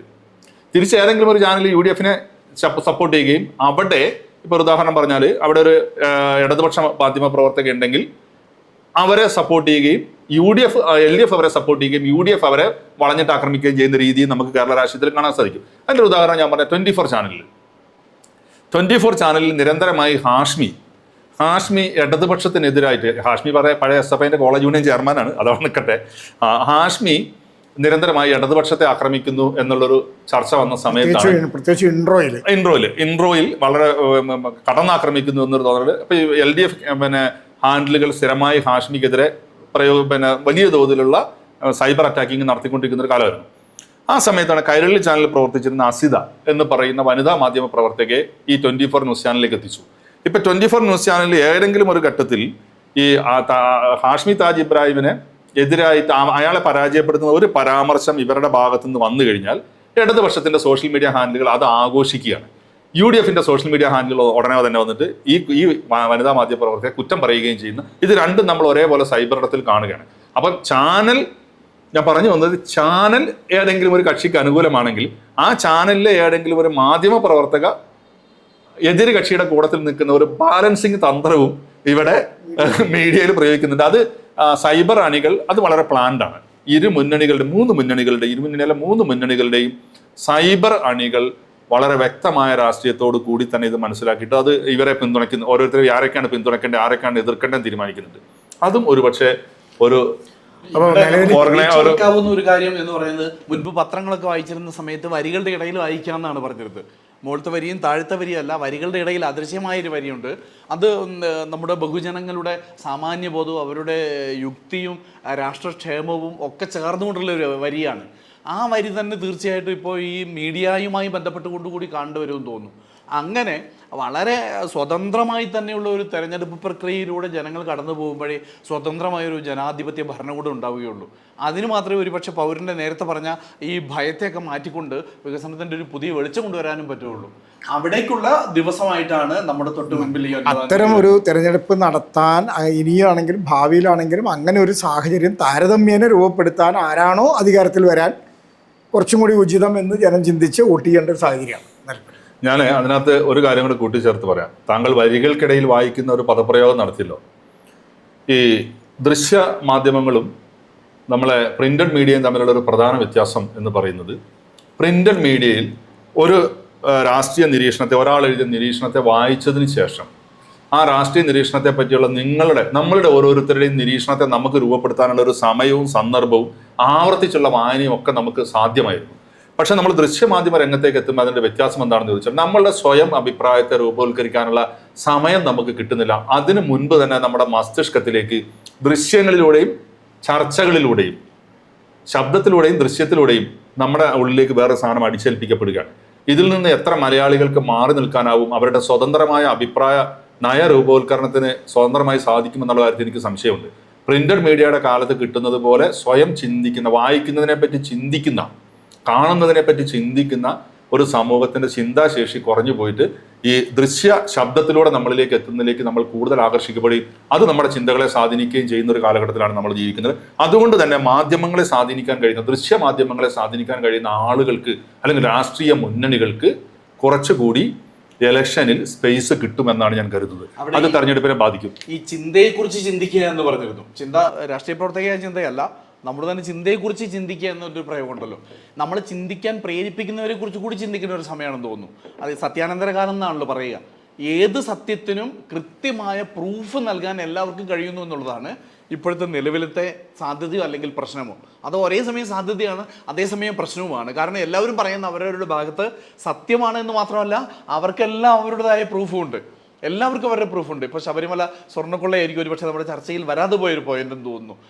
ആ ഭാഗത്തേക്കൊക്കെ നോക്കുമ്പോൾ എല്ലാവർക്കും അവരുടേതായ പ്രൂഫുകളുണ്ട്.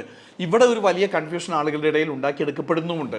അതുകൊണ്ട് ഞാനും പ്രതീക്ഷ വെക്കുന്നത് തീർച്ചയായിട്ടും ഈ സാക്ഷരനായ മലയാളിയെ തന്നെയാണ്. അവനറിയാം ഈ ശബരിമല എന്ന് പറയുന്ന സാധനം അറിയാതെ പോകുന്നതിൻ്റെ കാരണത്തിലേ ഉള്ളൂ. അതിനകത്ത് ഒറ്റ ലോജിക്കേ ഉള്ളൂ, ഞാൻ കട്ടു നീയും കട്ടു. ഇനി ഞാൻ മാത്രമല്ല കട്ടത്, നീയും കട്ടിട്ടുണ്ട്. ഞങ്ങൾ കട്ടതിൻ്റെ പ്രൂഫ് നിങ്ങൾ വിട്ടപ്പോൾ നിങ്ങളുണ്ടായിരുന്ന കാലത്ത് കട്ടു എന്ന് പറയാൻ ഞങ്ങൾ പുറത്തു വിടുന്നുണ്ട്. എന്ന് പറഞ്ഞാൽ അവിടെ കളവ് എന്ന് പറയുന്ന ഒരു കാര്യം അധികാരം ഉപയോഗിച്ച് നടന്നു എന്ന് ഇരു കൂട്ടരും സമ്മതിക്കുക ശരിക്കും ചെയ്യുന്നത്. ഞാൻ ഈ ശബരിമല വന്നതുകൊണ്ട് ഞാനൊരു കാര്യം കൂട്ടിച്ചേർക്കാം, കുറച്ചും കൂടി പച്ചയായ രാഷ്ട്രീയത്തെ അങ്ങ് പറയാം. എൻ്റെ ഒരു നിരീക്ഷണം, ഈ തെരഞ്ഞെടുപ്പിൽ മലബാർ മേഖലയിൽ മുസ്ലിം കൺസോൾട്ടേഷൻ സഹായിക്കുന്നത് ഏത് മുന്നണിയാണെന്ന് പരിശോധിച്ചാൽ ആ മുന്നണിക്ക് മലബാറിൽ സീറ്റുകളുടെ എണ്ണത്തിൽ കാര്യമായ വ്യത്യാസമുണ്ടാവും. നിലവിൽ മലബാറിന് നമ്മൾ ഒരു 5-10 കൊല്ലം മുമ്പ് വരെയുള്ള കേരളത്തിൻ്റെ രാഷ്ട്രീയം എടുത്ത് പരിശോധിച്ചാൽ മലബാർ എന്ന് പറയുന്നത് കൃത്യമായി രാഷ്ട്രീയപരമായി വേർതിരിക്കപ്പെട്ട വോട്ടുകളായിരുന്നു.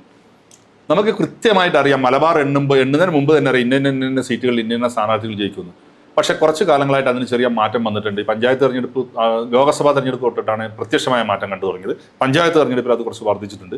മലബാറിൻ്റെ രാഷ്ട്രീയ ഗതി, ഏത് മുന്നണി അധികാരത്തിലേക്ക് വരുമെന്നുള്ള സീറ്റുകൾ നിർണ്ണയിക്കുന്നതിൽ മലബാർ മുസ്ലിം കൺസോൾട്ടേഷൻ വളരെ വ്യക്തമായി മലബാറിൻ്റെ തെരഞ്ഞെടുപ്പിൻ്റെ ബാധിക്കുമെന്നുള്ള കാര്യത്തിൽ ഒരു സംശയമുണ്ട്.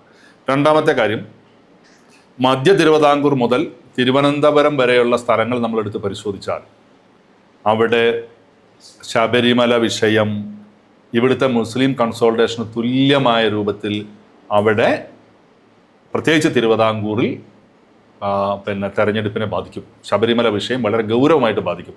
ശബരിമല വിഷയം ഹിന്ദു കമ്മ്യൂണിറ്റിയിൽ എങ്ങനെയാണോ കൺസോൾട്ടേഷൻ ഉണ്ടാക്കുന്നത് അത് ഏത് മുന്നണിക്ക് അനുകൂലമായിട്ടായിരിക്കുമോ മാറുക എന്നുള്ളതും ഈ രാഷ്ട്രീയത്തിൻ്റെ ഭരണത്തെ നിശ്ചയിക്കുന്ന ഒരു വലിയ ഘടകമായിരിക്കും. മധ്യ തിരുവിതാംകൂർ എന്ന ഭാഗം നമ്മളെടുത്ത് പരിശോധിച്ചാൽ ഇപ്പോൾ ഈ FCRA അക്കൗണ്ടുമായിട്ടുണ്ടായിട്ടുള്ള ബന്ധപ്പെട്ടുള്ള പ്രശ്നങ്ങളൊക്കെ ക്രിസ്ത്യൻ സമൂഹത്തിനിടയിൽ എങ്ങനെയാണ് വിഭജനം ഉണ്ടാക്കുന്നത്, അല്ലെങ്കിൽ ക്രിസ്ത്യൻ സമൂഹത്തിൻ്റെ വോട്ട് ബാങ്ക് നിലവിൽ ചലിച്ചുകൊണ്ടിരിക്കുന്ന രൂപത്തിൽ തന്നെ ചലിക്കുമോ ഇല്ലയോ എന്ന് നമുക്ക് ഇപ്പോൾ പറയാൻ വേണ്ടി കഴിയില്ല.